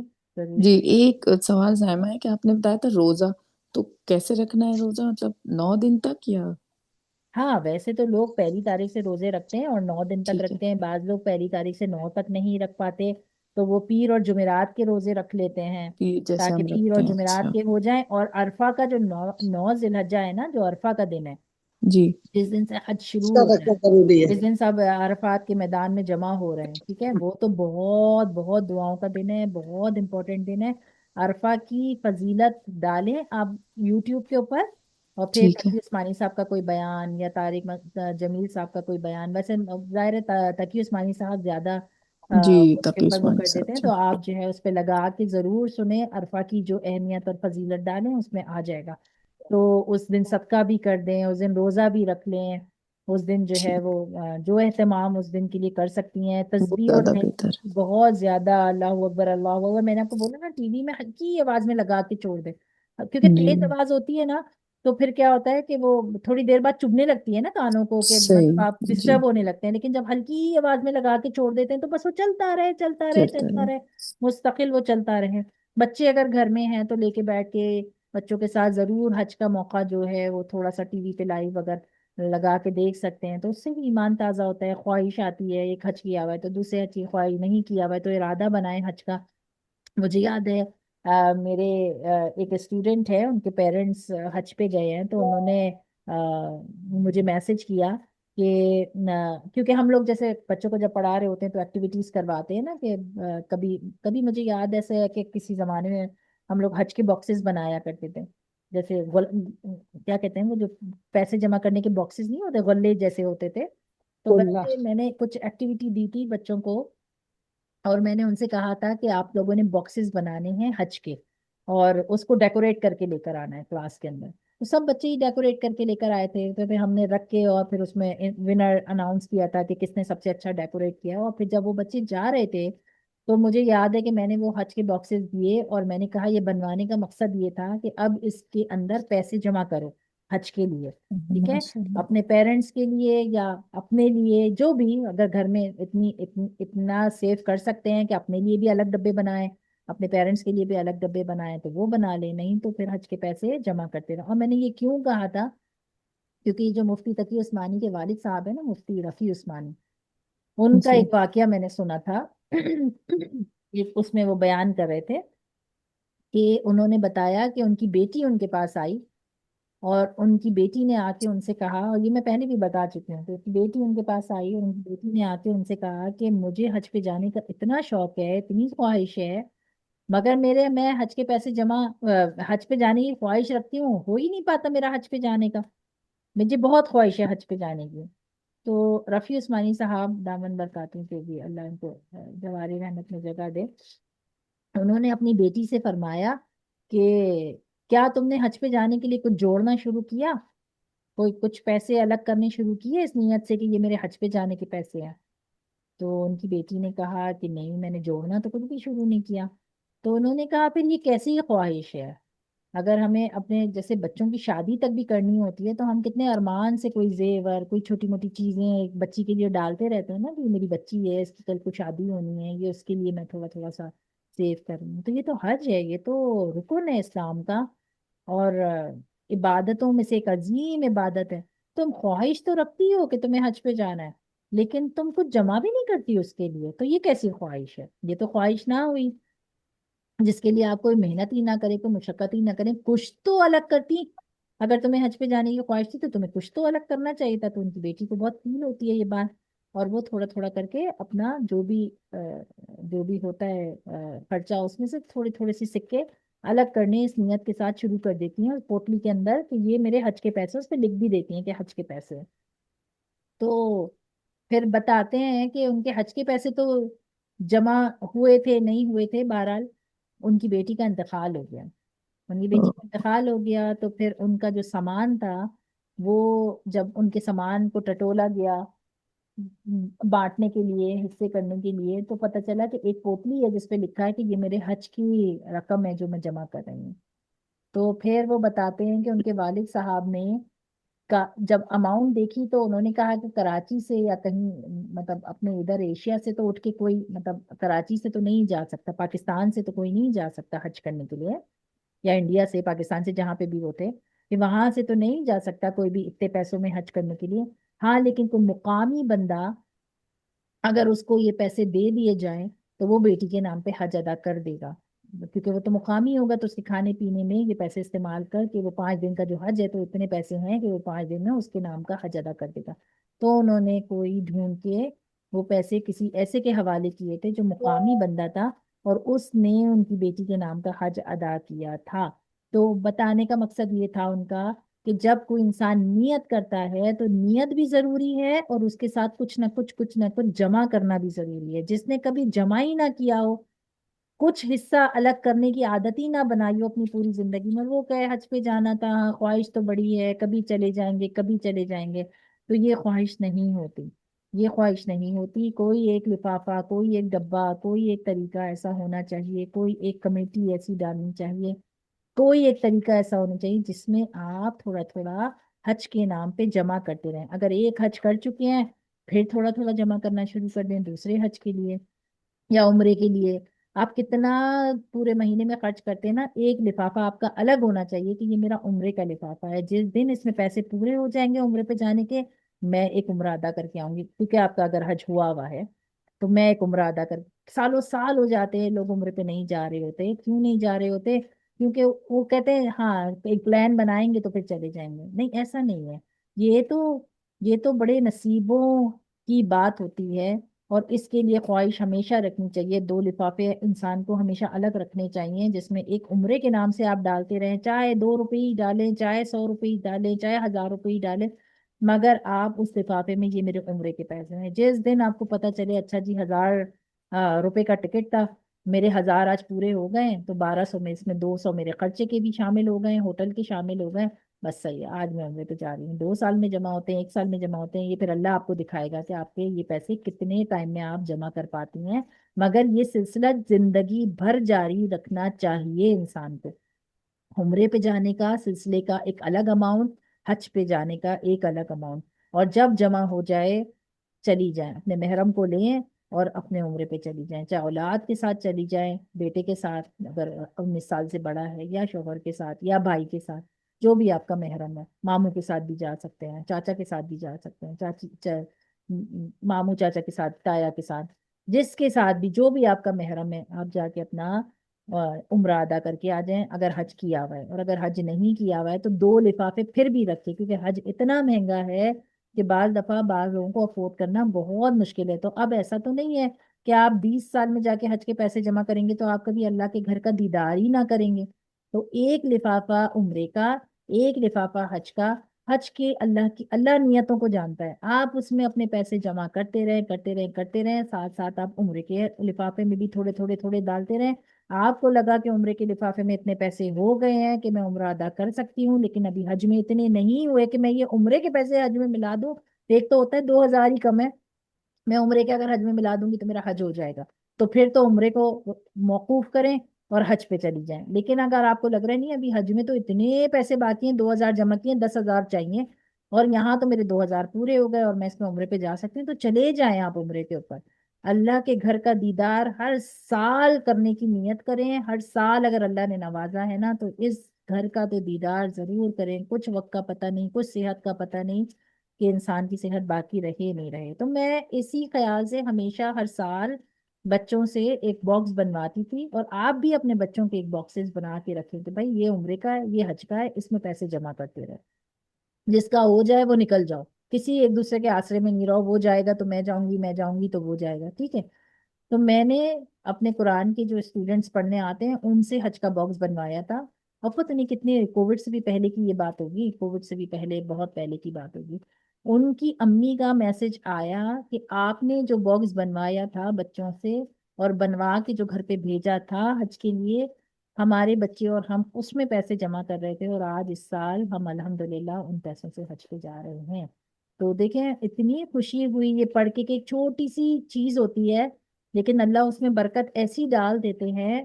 ان کے بتانے سے مجھے یاد آیا ہے کہ ہاں کبھی ہم کووڈ سے پہلے اس طرح سے ایکٹیویٹیز بچوں کی جب کرواتے تھے تو ہر سال حج پہ باکسز بنوا کے، صدقہ باکسز رمضان میں بنواتے تھے اور حج کے باکسز اس میں بنواتے تھے، اور دیکھیں وہ ماشاءاللہ وہ ماں باپ بھی کمال تھے کہ انہوں نے اس باکس کو ادھر ادھر ضائع نہیں کر دیا بلکہ اس میں پیسے جمع کرتے تھے، اور انہوں نے مجھے خاص طور پہ میسج کر کے کہا کہ وہ جو باکس آپ نے بنوایا تھا ہم اور ہمارے بچے اس میں پیسے جمع کرتے رہے، تو آج میں اور میرے شوہر ان پیسوں سے انشاءاللہ اس سال حج پر جا رہے ہیں، اپنی دعاؤں میں یاد رکھیے گا۔ تو انشاءاللہ یہ چیزیں نا چھوٹی چھوٹی چیزیں ہیں جو ذی الحجہ میں انسان کو یاد رہتی ہیں، کلاس کے ٹائم یاد رہتی ہیں، پھر ذہن سے اڑ جاتا ہے۔ اپنے لیے بھی عمرے کا ایک حساب کتاب الگ بنائیں اور نیت کر کے بنائیں کہ اگر میرا انتقال ہو گیا تو یہ جو بھی پیسہ جمع ہوگا یہ کسی کو دے کے میرا حج بدل یا میرا عمرے کا بدل کروا دینا، تو وہ پیسے اسی کام کے اندر پھر استعمال ہو جائیں اگر آپ کی اللہ نے حیات نہ دی ہے۔ اور اگر اللہ نے حیات دی ہے تو آپ اپنی زندگی میں ہی دیکھیں گے کہ وہ ڈبہ بھرے گا بھی، آپ کے اپنی اپنی کاوش اپنی کوشش سے بھرے گا، اور انشاءاللہ اللہ آپ کو اپنے گھر کی زیارت بھی ضرور کروائے گا، مگر اس کے لیے ایفرٹ ضرور کریں جیسے انہوں نے سمجھایا تھا انشاءاللہ۔ اوکے جزاک اللہ۔ اوکے، تو اور کسی کا کوئی سوال کچھ پوچھنا ہے؟ اور ہم اگلے ویک میں پھر اب کلاس نہیں کریں گے انشاءاللہ، عید والا دن ہے اس کے بعد والے ویک میں انشاءاللہ کلاس کریں گے، ٹھیک ہے؟ کسی کو کوئی سوال پوچھنا انشاءاللہ، ہے، نہیں کوئی بات جزاک کوئی اللہ، ایسی بہت چیز جو شکریہ، کلاس سے شیئر جزاک کرنی ہے؟ اللہ۔ چلے ٹھیک ہے، انشاءاللہ دعا کر لیتے ہیں۔ انشاءاللہ جی جزاک اللہ خیر جزاک سائمہ۔ اللہ۔ جزاک اللہ خیر، دعاؤں میں بہت یاد رکھیے گا آپ لوگ سب جی ضرور، آپ بھی یاد انشاءاللہ رکھیے۔ انشاءاللہ۔ اوکے چلیں دعا پڑھ لیتے ہیں۔ سبحان اللہ و بحمدہ، سبحان اللہ و سبحان بحمدہ، اللہ و بحمدہ، سبحانک اللہم و بحمدک، سبحان سبحانک اللہ و اللہم و بحمدک، بحمدک، نشہد ان لا الہ الا انت، نشہد نشہد ان ان لا لا الہ الہ الا الا انت، انت، نستغفرک و نتوب الیک، نستغفرک و نتوب نستغفرک و الیک، نتوب الیک، سبحان ربک رب العزت عما یصفون سبحان سبحان رب العزت عما یصفون یاسفون، وسلام علی المرسلین وسلام علی سلام علی المرسلین، المرسلین والحمد للہ رب العالمین۔ والحمد والحمد للہ رب للہ العالمین۔ رب العالمین۔ السلام علیکم ورحمۃ اللہ وبرکاتہ۔ وعلیکم وعلیکم السلام السلام ورحمۃ اللہ ورحمۃ اللہ وبرکاتہ۔ وبرکاتہ۔ سائمہ ماشاءاللہ بہت اچھا آپ نے بیان دیا بہت اچھا، جزاک اللہ، خوش ہو کے جزاک دل اللہ خیر، بس اللہ عمل کی رو رہی توفیق تھی، عطا فرمائے، باتیں کرنا تو جزاک بہت اللہ۔ آسان ہے، اللہ میاں ہم نہیں سب نہیں، کو بہت بڑی عمل کی بات ہے۔ توفیق عطا کرے۔ بعض دفعہ پتہ ہے کیا ہوتا ہے، آپ کلاس میں جب بیٹھے ہوئے ہوتے ہیں